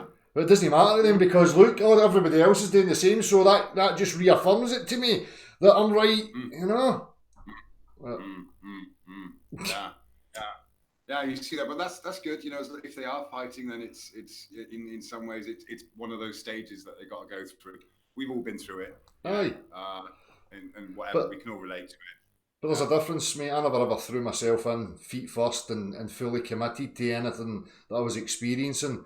I always, you know, remained that aspect of uncertainty and something's not right. Always remained, and I always focused to preserve that. And I think that's maybe just a bit of the difference, you know.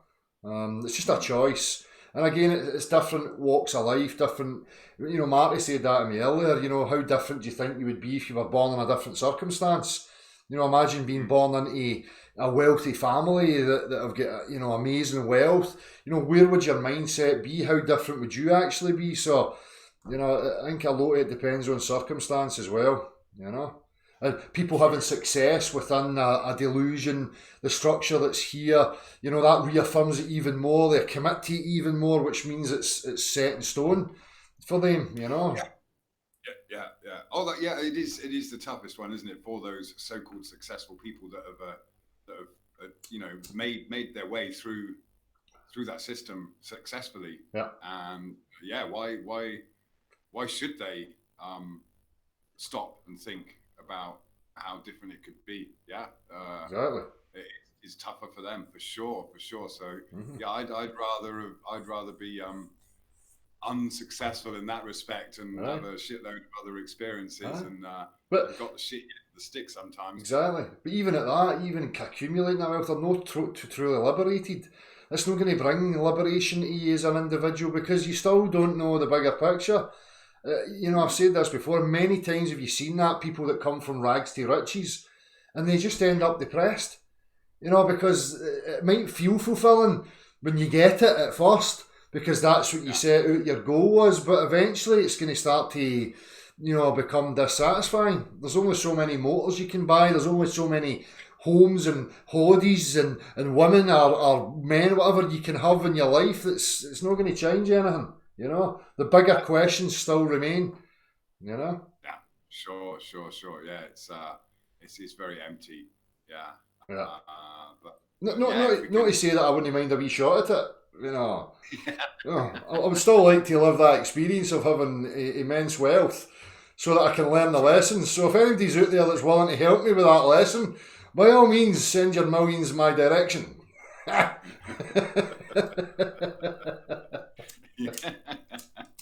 Yeah, I'll experiment for you. Yeah. Aye, social experiment. I'm willing to take part. I'll be the guinea pig.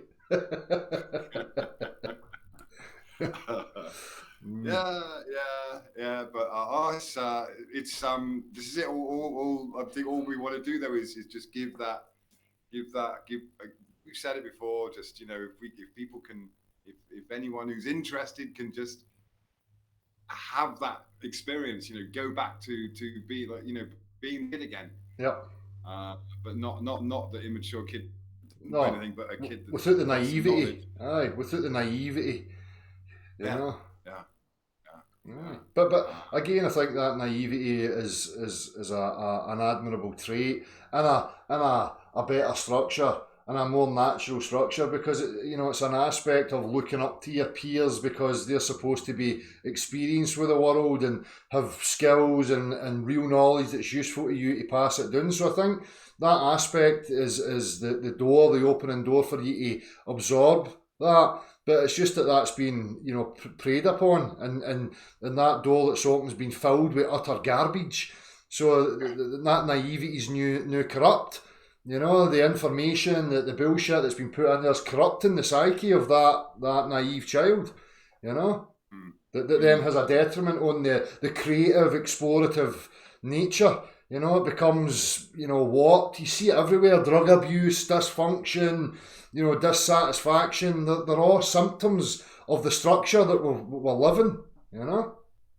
Yeah, sure, because it is so fake, it's so plastic, and yeah, of course, people are just they're looking for those answers, and of course they don't know where to look for those answers. They don't know who to look up to, like you say, mentoring or whatever.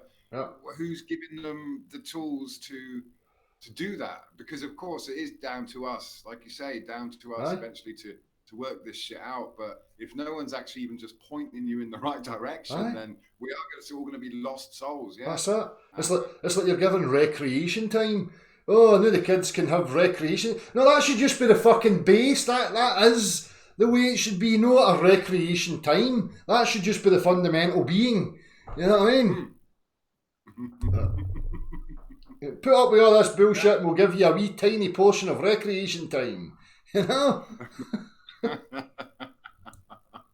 Go on holiday for 2 weeks and that'll keep you satisfied. Fuck off.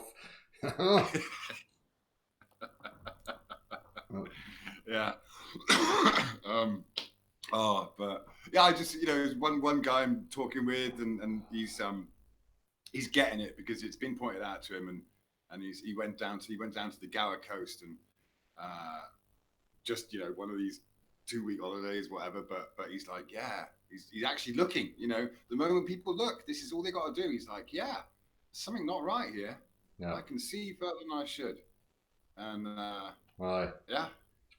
But this is someone who's, you know, it's someone who's already kind of asking questions. I suppose, yeah, that's the thing. You've got to get to that point where you can actually have the ability to ask those questions, and that's what they're trying to. That's what's being squashed is don't ask, or if you're gonna. There's something wrong with you. There's something wrong with you if you're asking. Is the attitude that's pushed to them. You know, there's a label coming your direction. You know, exactly. No praise and encouragement. None of that. You know, it's all the detrimental, you know, phrases and stuff that's been flung at people, which you know, again, because people are social, you know, and their peers affect them, it pushes them back into the box again. You know, whereas the attitude can change. Again, you know, trying to encourage people. Why are we not encouraging this type of questioning? You know, you're not a threat to anybody. I'm not a threat to anybody. I'm not trying to oppress and control and manipulate people or any of that, you know, to their detriment. You know, so what's the problem? You know? Yeah, absolutely. And of course, yeah, the more time goes by, the more labels get added, and so yeah. Mm-hmm. Any label is considered abnormal. Yeah, you go somehow. People are just trying to remain neutral and normal and not be labelled, and that's it. Just fighting a losing battle. Yeah, they'll just driftwood then. You know, fuck it. Stand up and fucking and have a commitment. You know, make a fucking stand. You know, it doesn't mean to say you need to go out with guns and knives and fucking battle with people in the fucking street. It's just a shift of attention. It's just understanding and committing to your own being, your own essence, and knowing what's right and what's true in your heart and following through with it. You know, and don't be scared of that, you know? But yeah, sure.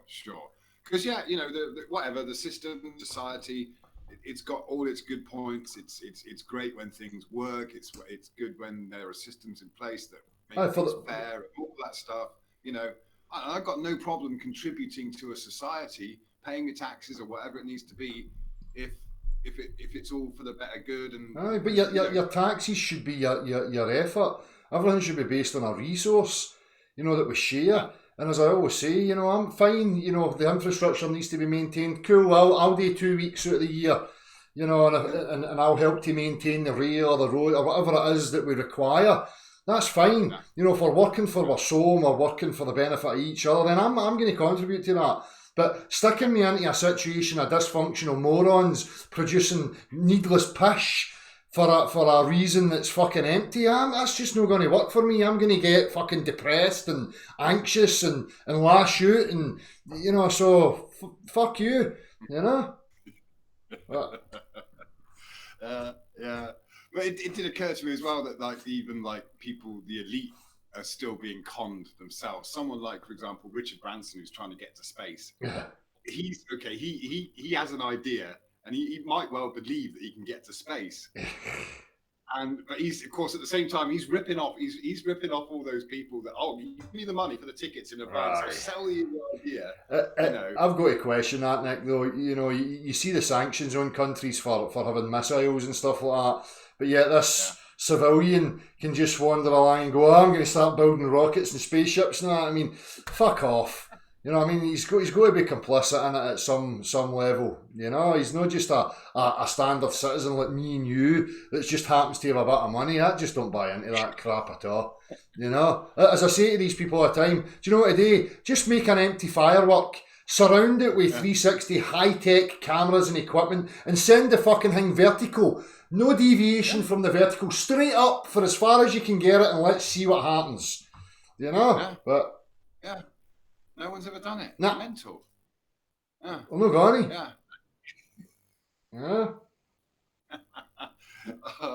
Yeah. No. You got a good point. But I suppose my point was that at the end, they're still getting shafted in their own little way. You know, they're being, you know, there's a carrot for them that they'll never get. No. You know, while they're taking the piss out of everyone else for their own benefit, someone else is screwing them higher up. You know. It's never ending, really. Yeah. So, and that's. I mean, I've seen a shift in that, as I spoke about before, and you'll relate to this. So I remember being a kid and the portrayal of what an astronaut was. You know, it was pretty much an athletic type, you know, physically and mentally strong person. You know, I mean, if you know that you're building a structure of bullshit and lies, you can't have an athletic type, physically strong, active mind person, because they're going to go, this is bullshit. What you need is sociopathic, needy, clingy sellouts who'll sell their own ass just to get somewhere in the world. And that's exactly what we see. Aye, fat pie munching fucking dysfunctional retards. Do you know what I mean? That couldn't do one push up and one sit up. Wheeled out and put onto the fucking TV hanging for wires going, yes, I'm an astronaut. Fuck off, mate. Do you know what I mean? Yeah. So it's like, you see that they never followed through with that narrative, because that's not what I'm seeing now. I'm not seeing athletes at the peak of their physical and mental condition, because they would be going, fuck you, this is bullshit. Do you know what I mean? Yeah, true, man. True, they'd be a danger. Aye, yeah. Of course. Which was probably what happened in the earlier stages. You know, as you say, maybe it started off as a genuine, you know, endeavour, and then realisations were made, and then it was, oh, fuck, right, we need to fucking change the format here. You know, we need to get the pie eaters out, right? Where's the sellouts? Get them in here. You know, need to know basis, cunto. Yeah. Yeah, true. And that's it. I mean, I'm sure they all believed that they were doing it, and they probably thought they could. Yeah. You know, but that is it. That is one of those. It is one of the deciding things, isn't it? This belief that we went to the moon, and if that wasn't there, we would be asking these questions. Why the fuck couldn't we get there? Yeah. Seen it on my TV, and the fucking president was talking to them on the phone. Fucking brilliant. That's all the proof I need. I was still working on vehicles in the 90s that were still about from the 70s and 80s, and they were pieces of shit. The tech just wasn't there, you know. Oh, we're sending rockets 240,000 miles into the vacuum of space, and we've got fucking wiretaps to the moon through the phone, the president. I mean, fucking geese piece. People were still talking to each other through fucking tin cans and wires. Do you know what I mean? Yeah. Yeah, it was too early. It was. Yeah. But I see they're shouting. They came out with something the other day. Leaked documents online about NASA. I'm like, oh, very good. It was leaked. This is trying to get an air of realness. Oh, it was a leaked document about our plans to go to the moon and all that. Again, I'm like, fuck off with your childlike old hat psychology. That's just not going to wash, you know. Yeah. But you can see what they're up to. You know? Yeah. Oh, we're going to go to the moon in 2024, and then, something happened, so it's going to be 2028, and then before you know it, we're 2060, and they're still telling you we're going to the moon. Yeah. How many times have they said that every few years, man? Yeah, every Aye. new president or whatever But it is. Yeah. but the problem is now with the tech, Nick, and you know this, this virtual reality, augmented reality type stuff. Is, people need to be aware that they might put shit out there that's going to look, and convince people.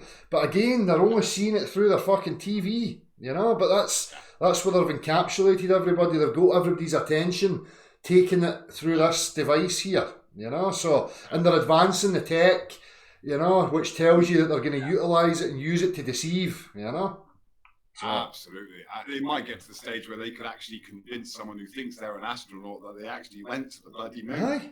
Yeah. Yeah. That's it. Hypnotism, the human psyche, these things are understood, they're mapped out, they know how to affect, coupled by technology of influence, visual stimulation, they can really put a package together to convince people, Yeah. So it's going to take people's discernment, and people have to be on the ball, excuse the pun, but, they have to be. But again, that's it. Again, if people commit to their own direct experience, doesn't matter what they see through this TV screen. If it's depicting something contrary to their experience, they should know there's an issue. Yeah. Roman, I saw it was quite a good documentary that was about what is it? These well, it was a guy and a woman. This nerdy guy never had a relationship. And then he got into he talks to women through the webcam, and then they'll jiggle their tits or something like that, and he pays money. And this went on for like 4 years, and eventually they met up, and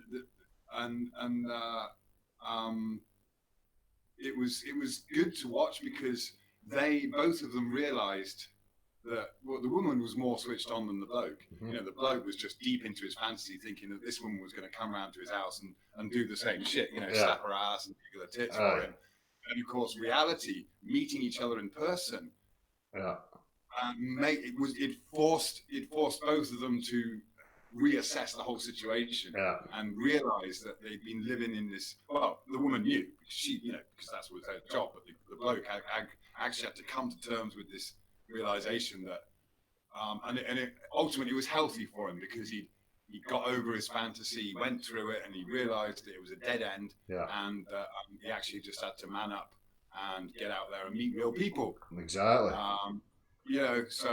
But he's one of those guys that you felt sorry for him because he'd been bullied in school and stuff like that, didn't know how to interact socially, etc. But ultimately this whole thing led to a revelation for this guy. And they were all, they were hugging each other and stuff, and it wasn't sexual in the end. It was platonic, and they had a real connection. Yeah. They really met. And the essence of that, as you're saying, mate, is showing people that how they can be influenced by a falsity, this screen and this fantasy realm that they think it's all projections and images and influence, and then reality is something totally fucking different. So you can see the distinction there. Again, talking about this, using augmented technology to portray the Earth and all this fucking stuff, and people are all bought into it, and they don't see the power of it, and the reality staring them in the face, And that's the choice. Commit to your reality or commit to the TV, Yeah. So, there's some kind of apocalypse in that respect would be a good thing if we all suddenly found ourselves without that distraction.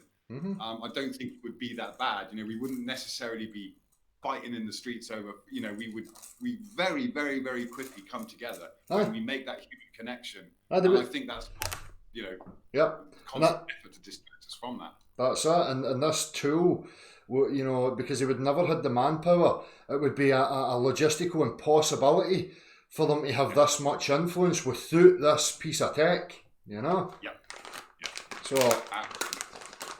if people removed their attentions from this, limited their attention, and were very selective, and I'm not saying get rid of the TV, can utilise it and it can be used for people's benefits if their relationship with it is healthy, you know, but it has to be kept in its place, you know. But it's not. It's people's it encompasses people's lives, you know. Yeah. Well, yeah, you've got these. Of course, you've got these influencers on YouTube, for example. You know, that are making shitloads of money and they're doing stupid stuff like having baths in baked beans, and they get millions of views and yeah, they're literally called influencers. Yeah. Because they can just do something stupid and everyone thinks it's great.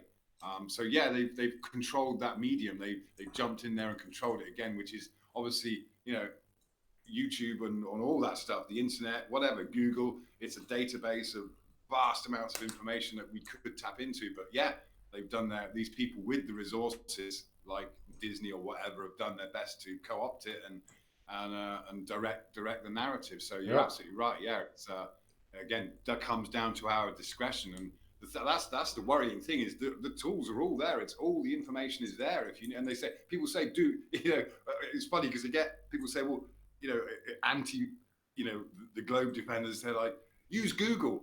And of course, the first information you're going to get is the official narrative, but you just dig a little deeper. Use Google. But and then at the same time, they'll berate somebody else for, you know, offering up a YouTube video or some piece of information that they've got from the very same tool, you know. But again, it applies to both sides. Why are you looking at that? Base things on your experience. You know, if it's not on your experience, what are you offering? Why are you involving yourself with it? You know. You know, Man, it's all good. It's all going to work out. But yeah, we're getting there. Right, slowly but surely. But Nick, I'm going to go and look at the emails here. Feel free to sit there, mate. I'm going to go and see what's happening. I'm just going to switch off that screen just now, just so that if anybody else coming in, just in case they're a porn bomber or something, mate. But bear with me just to check.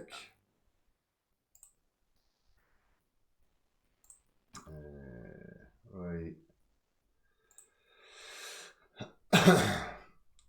Joey Spy. Right. Joey Spy, a link's been sent to you.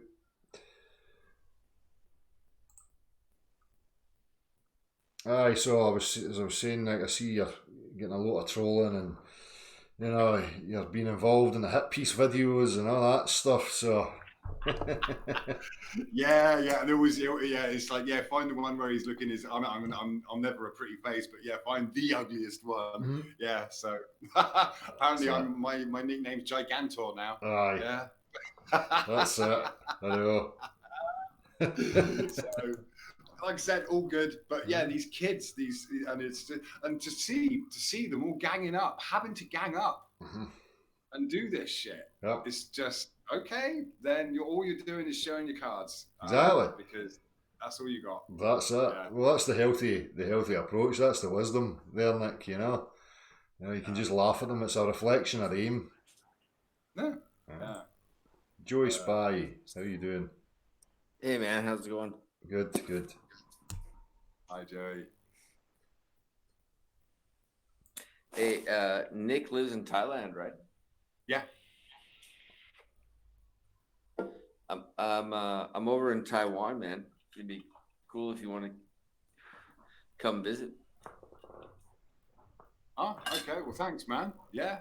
I'm stuck here doing a lot of things to take care of, man. But appreciate that. Yeah. It's pretty lonely, man. You know. When you know about this stuff and. What's the lonely aspect though? Because I hear people saying that it's lonely. You know, I've never felt lonely in regards to my own being. You know, I'm quite content with my own being. I don't know. You know, is it the social aspect of having conversations about it and stuff? Is that what you mean? Good point, man. Yeah, I mean, just people that can look at the reality in this way. You know, it's most, in my humble opinion, most people are just gone, man. They're already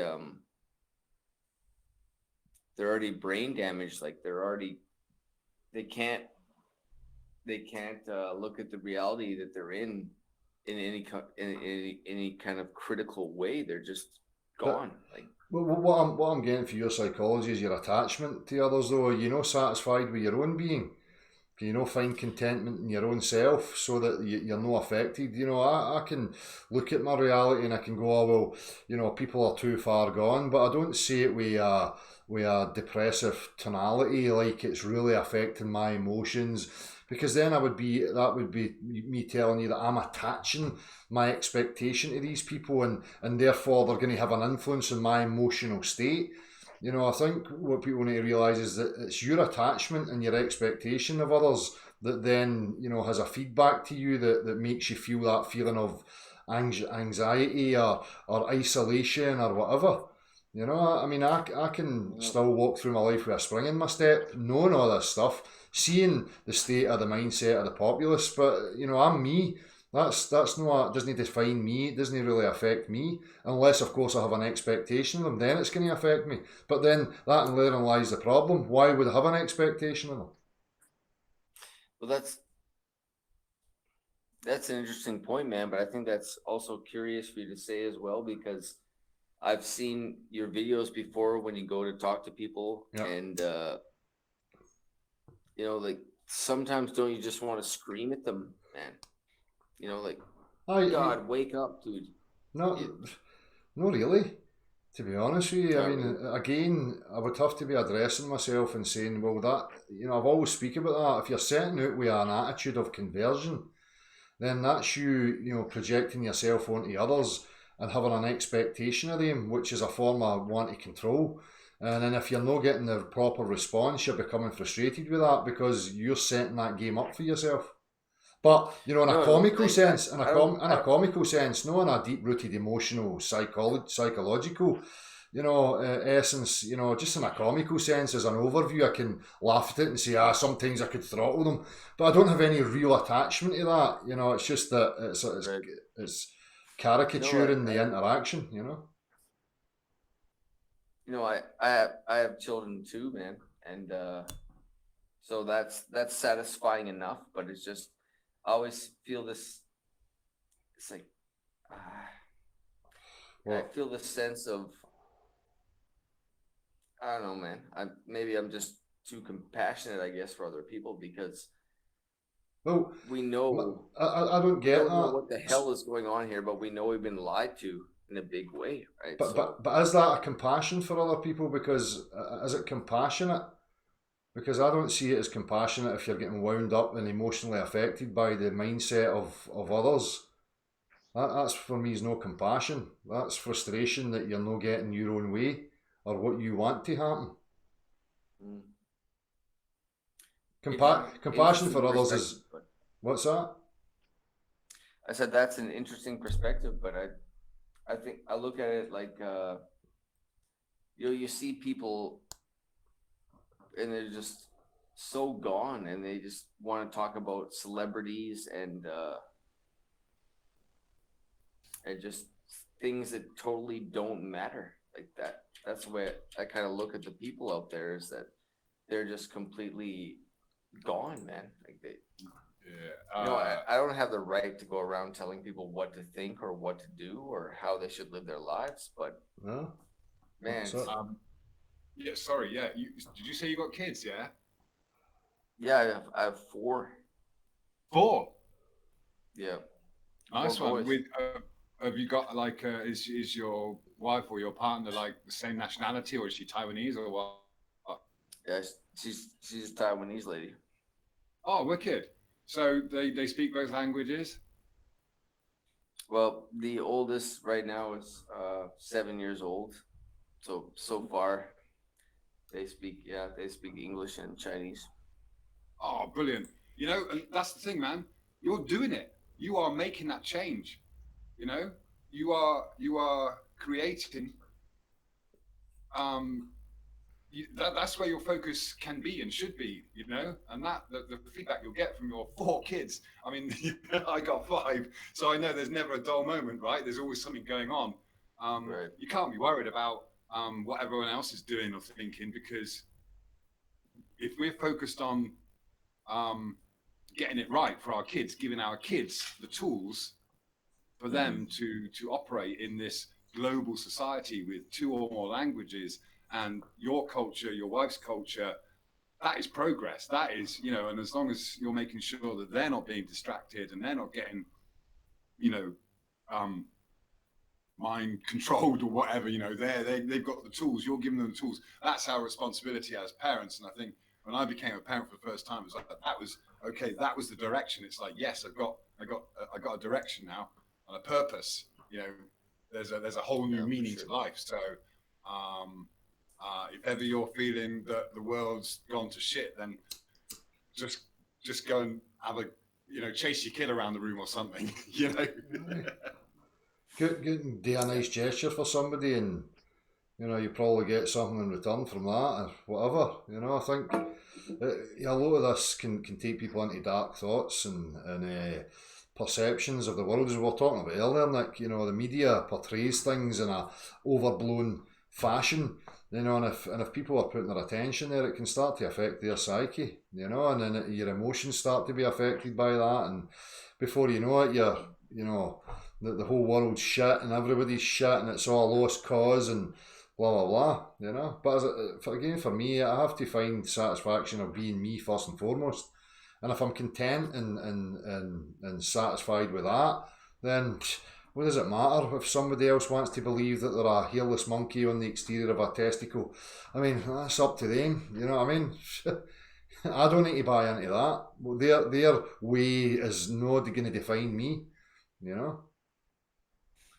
That's true. That's true, but it's still, it's just, it's like the worst rape you can ever do is the rape of the mind. Yeah. You know, like we've all been raped in our minds so badly. We believe in so many lies, and but it just. But people can take responsibility for that. You know, it's willful participation. It's not really the analogy of rape for me is not really the same. You know, because there's an aspect of willful participation in regards to the mind. You know. True. That's true. Yeah. That's true. That's definitely true. But they start you from a young age, man. Like they right here. There's an elementary school across from my house, and even though I homeschool my children, across the street from my house, there's a big globe. They have a big globe like made out of stone.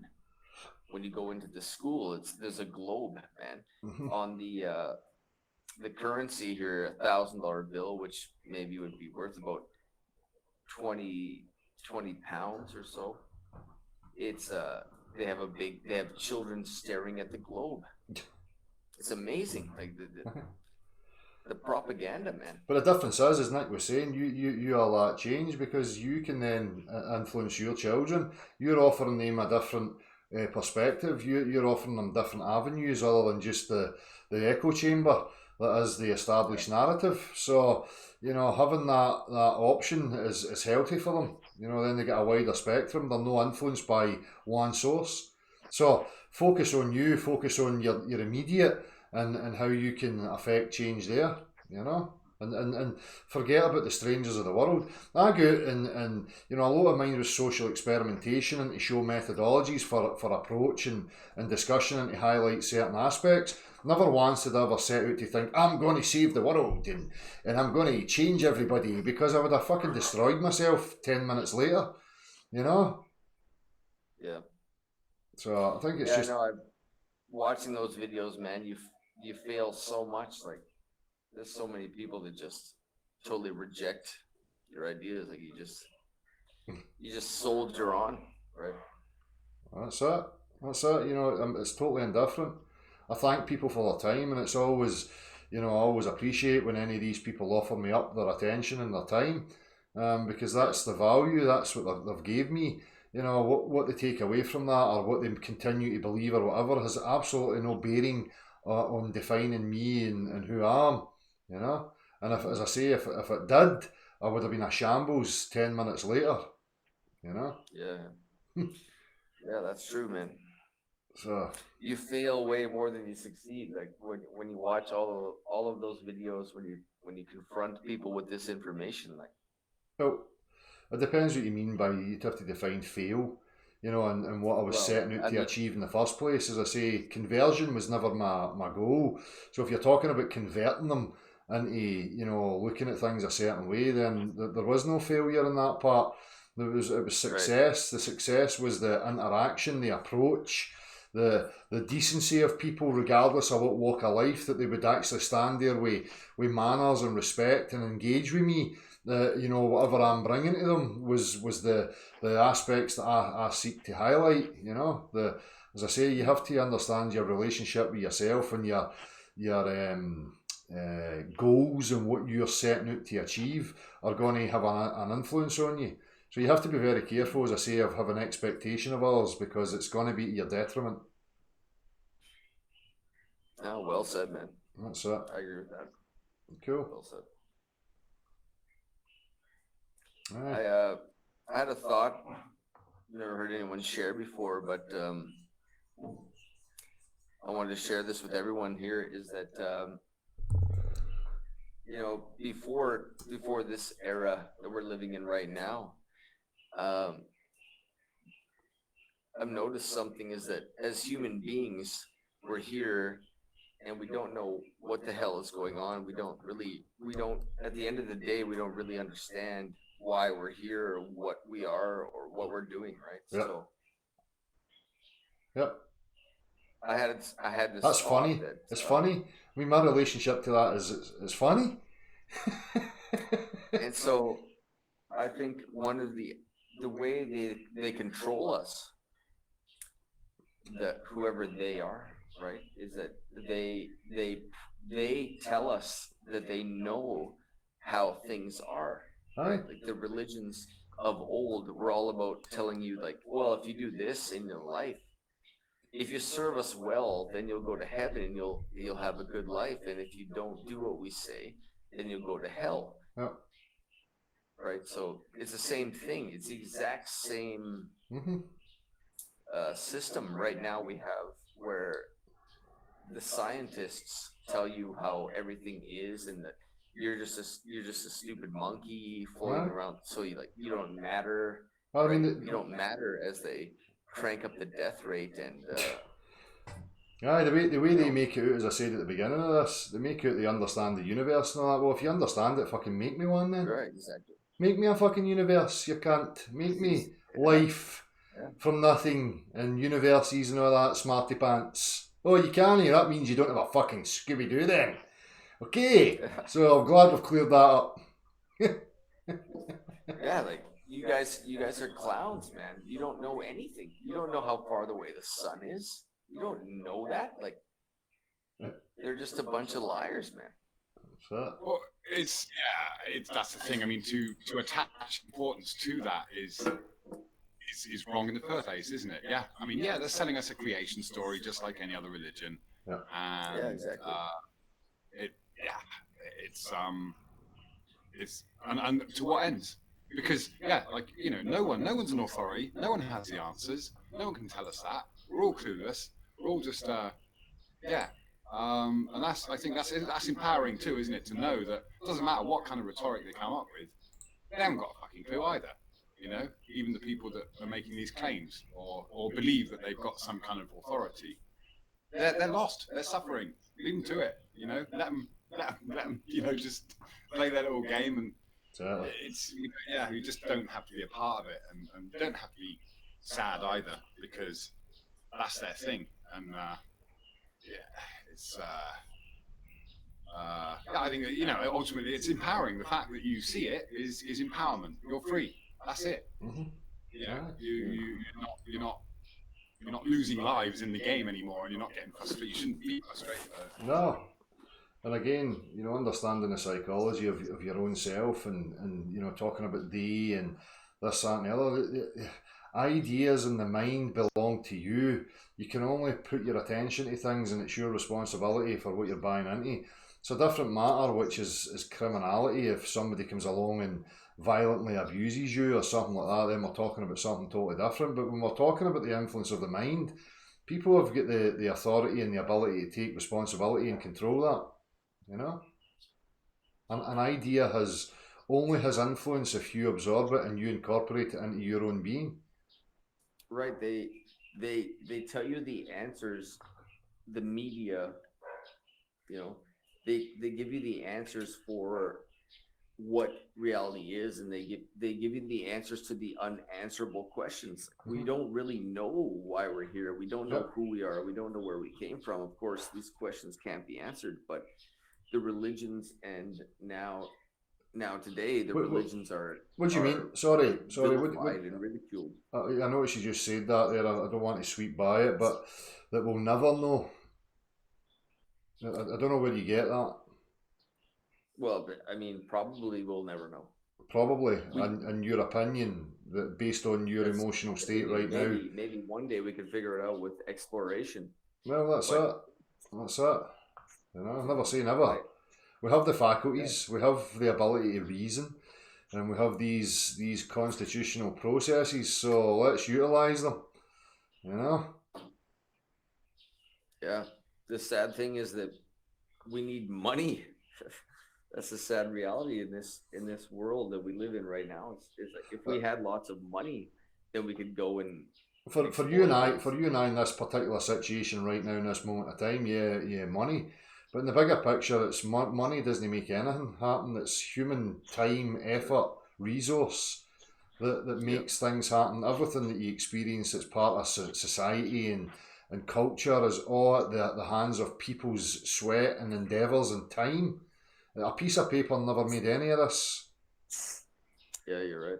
You know? So, but I get what you're saying. You know, for you and I right now, you know, my will, I want to go and I want to explore this, that and the other. For one, I don't have the freedom, and it's a logistical impossibility because obviously things are dependent upon how much paper I can cross over somebody's palm, you know, in return for the goods that I need, you know.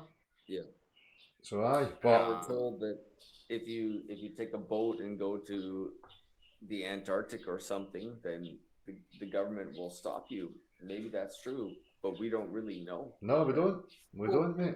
Yeah, I mean, you know, that is part of the problem, isn't it? We're given this impression that we're in a world of very limited possibilities, but actually the truth is we've got infinite possibilities. So if you went down to the dockyard and you kind of like had this plan to like, okay, I'm gonna see if I can find a boat going cheap. Yeah. You know, we'll get some people together to do it up, and then I'll make an announcement, and you got to take that step, and people I wouldn't want to use the word follow, but join. You know, it's like if you have that initiative, anything's possible. Things can happen, and people have done amazing things, and those amazing discoveries that have been made are because someone got off their fucking ass and said, "I'm going to do this. Are you joining me?" And they're like, "All right, that's a good idea." Yeah. Exactly. And there's also the aspects as well. I mean, me personally, I said to myself a while ago I was going to try and dig into it, but you know, through the years and people talking about free man stuff, and it was all about laws, legalities in regards to land, but I never saw anybody digging deep into maritime type law, you know, and what the structure is there for you and I on the seas. And what limitations are actually in place and what rights we may have, and that again for me is something that I have to explore and have a wee dig into, but I've not seen many people who dig into that though. A lot of people will cast up, you know, free man stuff and taxation is theft and the legal name fraud and all this stuff, but what about maritime law? What's actually going on there? Are we overlooking aspects that may allow us to freely go and move and explore? I mean, I don't know. You know, it's all things that we're taking for granted and listening to fear stories of the Antarctic Treaty, this, that and the other, we're going to be met by guns and whatever. How do we know? How do we know that? You know?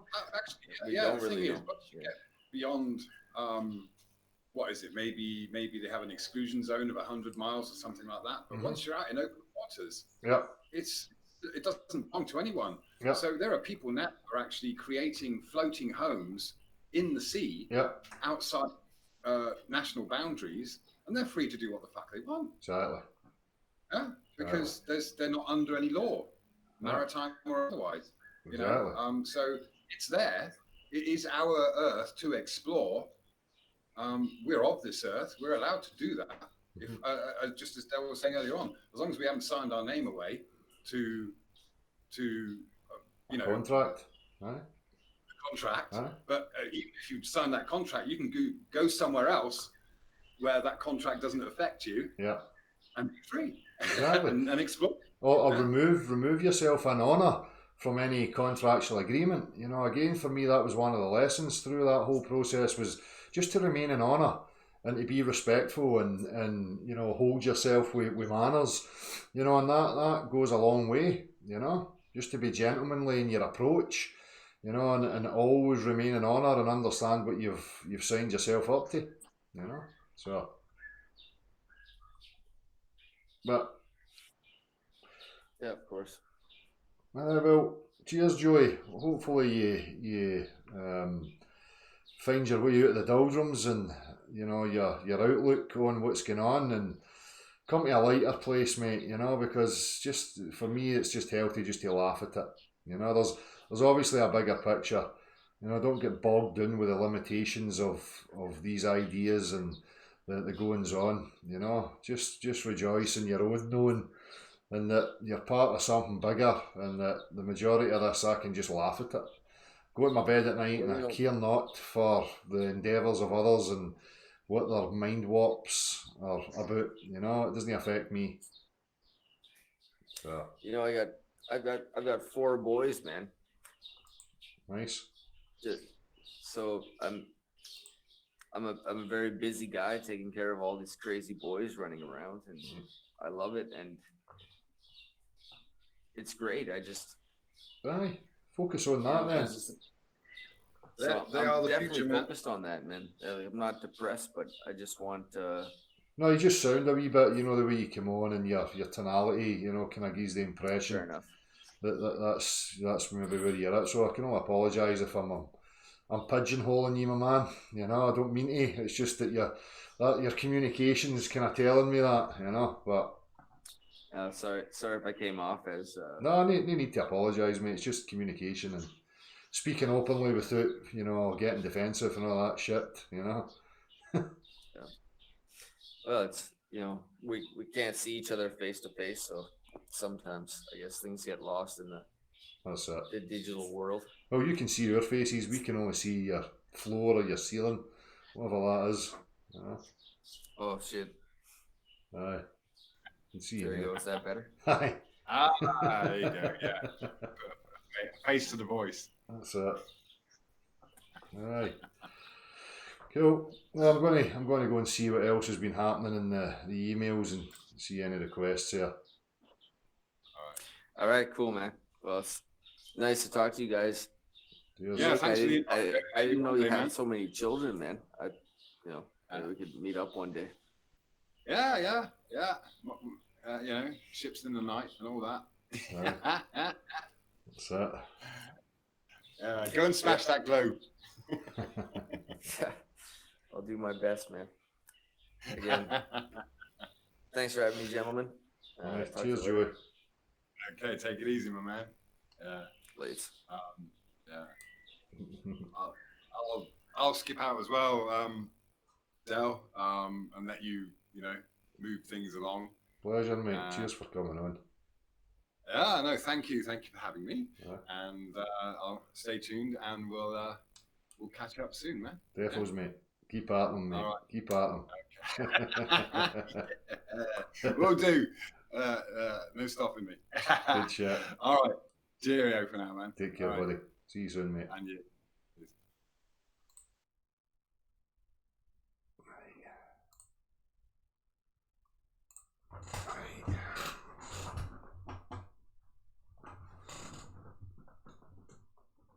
Fucking hearing noises, man.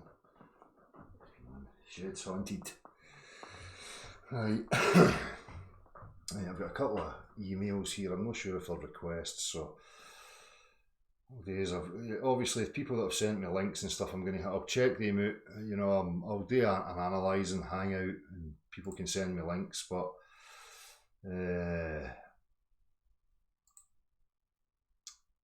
Creation Cat watching now, would love to come and chat. Right, okay, I'll open up again, hang on.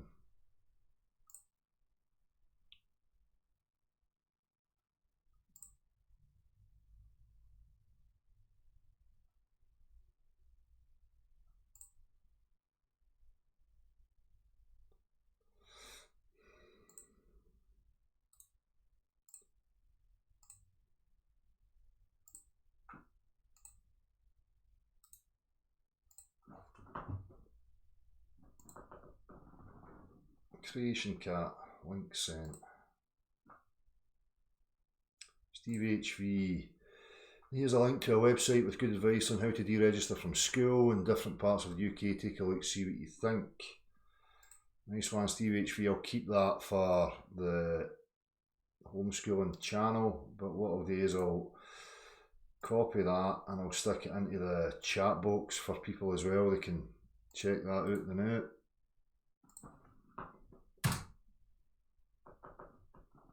Cheers, Steve HV.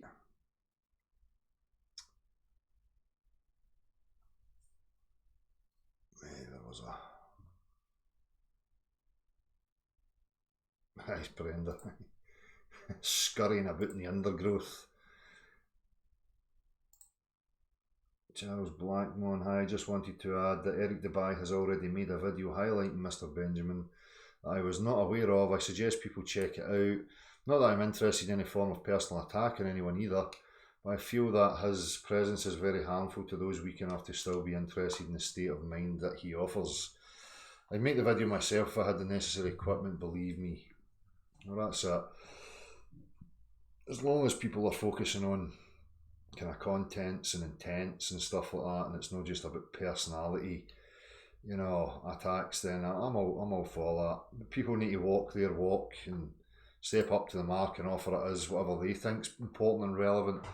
Again, there's not that I'm going to say this about you, Charles Blackmon, but there's too many people with the attitude of trying to tell other people what they should and shouldn't be up to, rather than people just taking the bull by the horns and representing themselves and getting out there and being active in what they're passionate about and what they think is relevant or important. No, they want to turn their attention to try to control somebody else and make them do it. It's bizarre. Totally bizarre. I've had experience of that myself on this channel.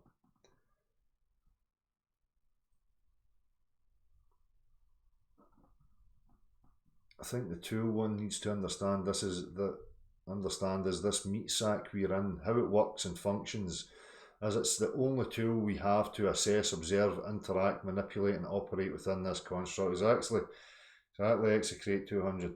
Spot on, mate. I don't know how Sheeps and Neeps is. I messaged them through the Google and I didn't get a response, so I don't know how he's getting on. I only hope that he's alright and wish him well. Again, the links are still there for people who, if they can support Des and Anne, who are both going through, you know, medical issues right now. So if anybody knows anything, then it'd be good to hear. No worries, Joey, anytime. Neil Williams, you should have a chat with Sleeping Warrior. He has made some great videos about density. Sleeping Warrior's no up there with somebody that I want to interact with, to be honest with you. He's made a lot of underhanded remarks and he's a bit of a smarmy guy, you know, rubs me up the wrong way. So, I mean, if he's offering objective content, by all means, I'm willing to share that with anybody. Aye, so if it's useful, it's beneficial, progressy stuff, then I'll put it up there.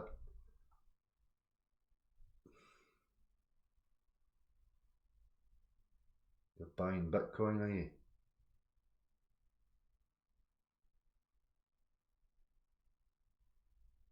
Spirit of Longthorn, how you doing?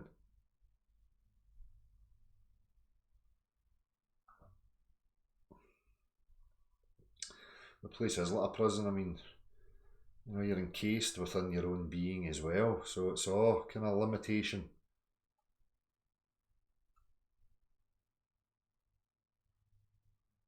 Exactly, Celtic 67.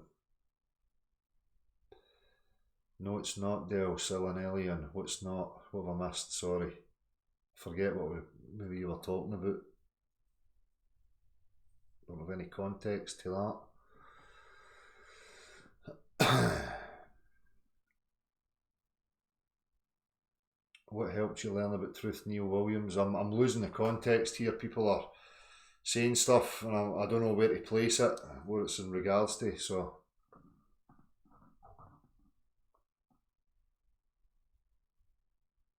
I'm quite dark, no.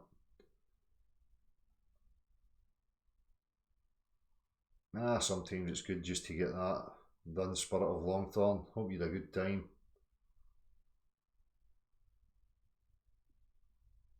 Oh, aye, certainly. That's it. They're always talking about the way in which objects fall and, you know, all that shite. It's like pseudo-intellects want to do battle with other pseudo-intellects and champion themselves as, you know, that they can both tear apart each other's abstract notions of the ultimate cause of all the effects that we are part of. You know, the way in which objects fall, what do you fucking do? What's that got to do with defining the shape of the earth? Is what they should be saying. But they don't. They want to waffle on, making it a relevant point when it's not relevant. It's irrelevant.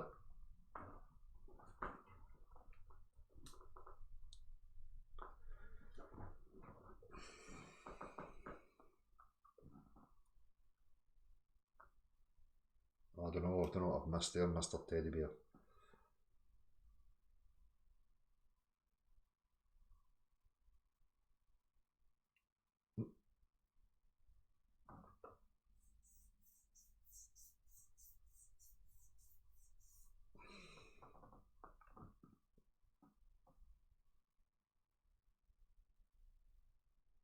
Well, everybody knows my stance on promotion of debate.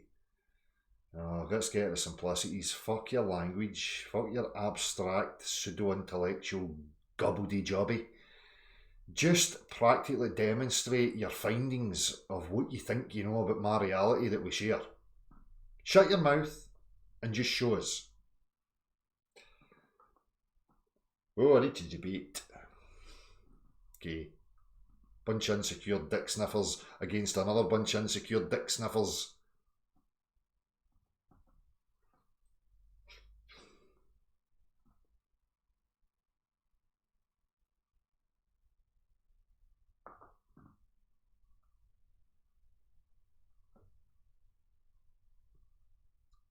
Helios Pana at the imaginary curve dude.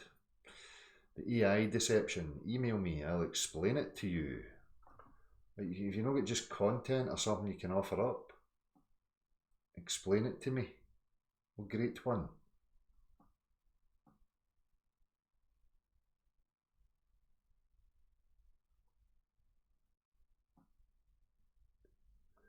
Flat enough. If you are in charge of your own mind and will, don't you yourself become the elite by definition? That depends. I mean, what you mean by elite. I'm not talking about an individual is known in regards to a structure of stature and hierarchy. So I don't know what you mean by become the elite by definition. Or you can be looked at as elite amongst the Joe Blogs if they're in bewilderment. But then applying that knowledge to, you know, your benefit and using and abusing others who are in ignorance is a different thing altogether. I don't know, all these things are out of context. It's difficult to have a discussion about it. I'm not sure exactly what you're trying to say there.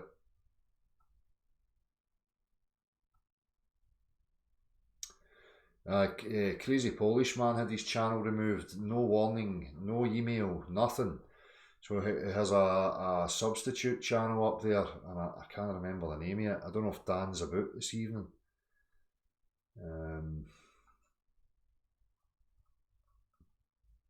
Dan, if you're there, can you just stick a comment? so that people can see the channel name. I don't know if it's just Crazy Polish Man Backup, maybe. But just removed his channel. No warning, no email, nothing. Just gone.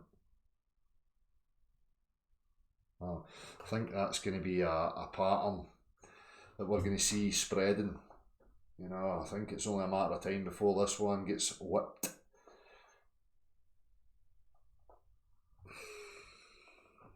Which again was one of the incentives for me to get out into the public and try and be known and stuff, because of the prospect of that actually happening, you know.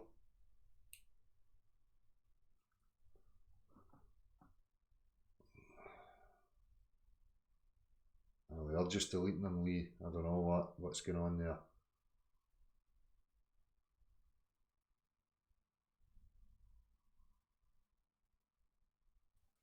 Hello. Hello. Hello, Bill. how's it going? Alright, mate, how are you? Yeah, I'm good, mate, good. Sorry about the delay there. I'm a bit of a techno spaz. Join a club. You're in good company, my man. You're in good company. You won't believe what happened.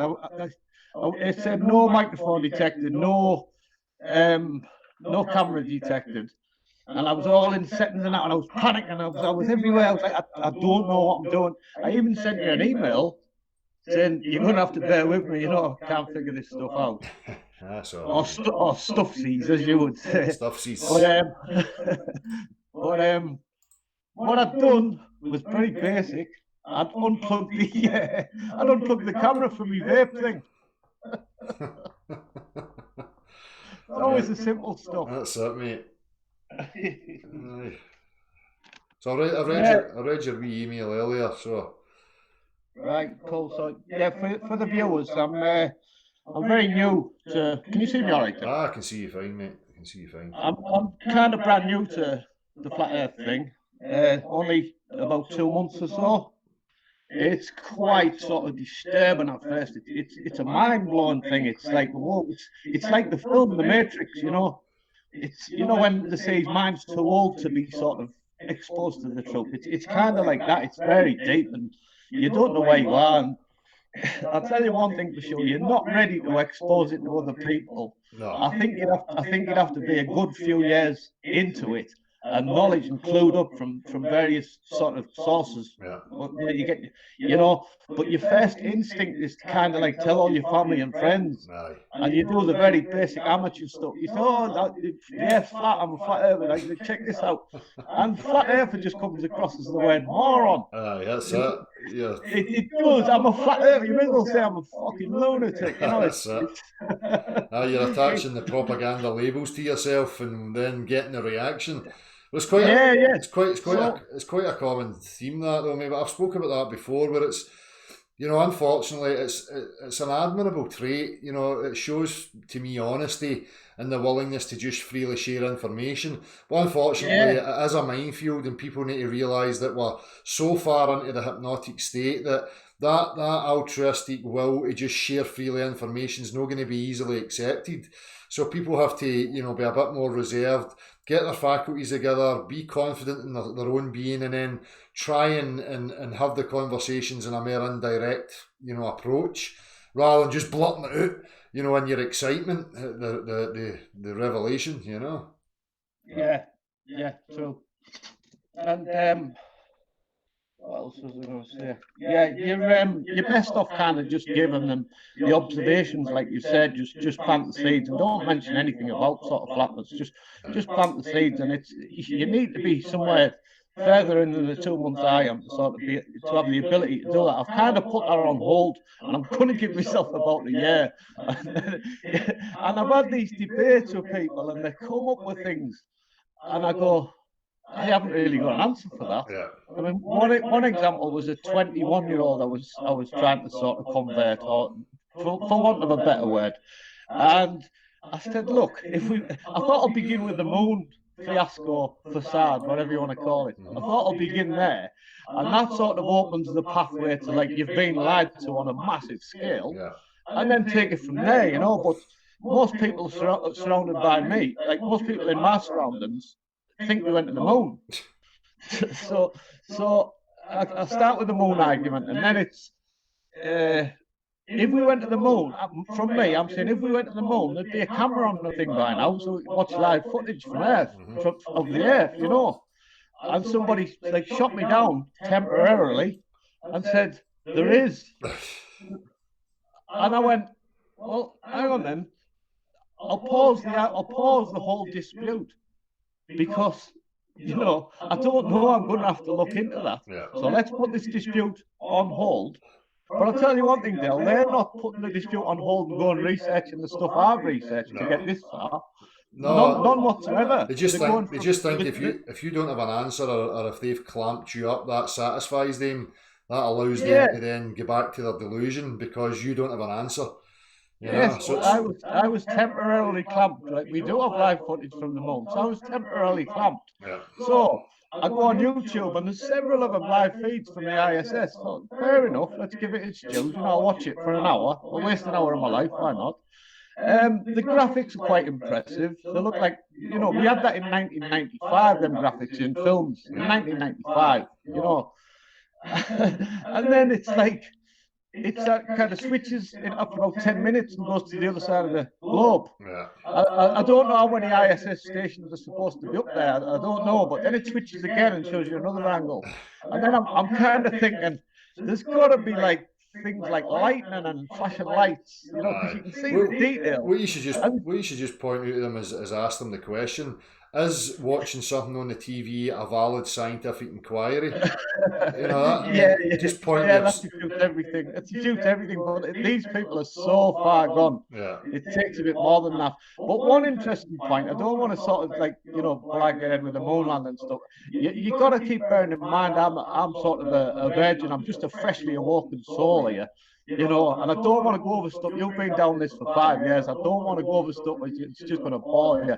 But one interesting thing when you go under the live footage from the ISS is it says this live footage contains pre-recorded snippets.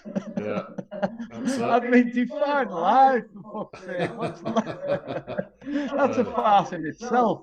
Then, you know, I'm kind of prepared to go back and say, look, your live footage thing, it's not really legit, mate. It's 1995 sort of graphics. But at least you're displaying the honesty and the will to go and investigate when people are raising the points, mate. I'm certainly not going to argue a point I don't know anything about. Yeah. I mean, that would be ridiculous. Exactly. You know? You still there, mate? Hello?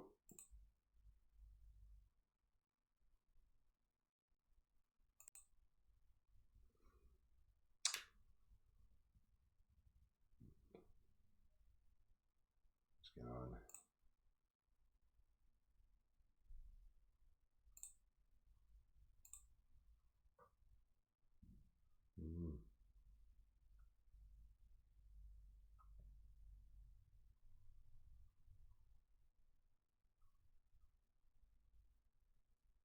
No, I've got some technical issues here, obviously.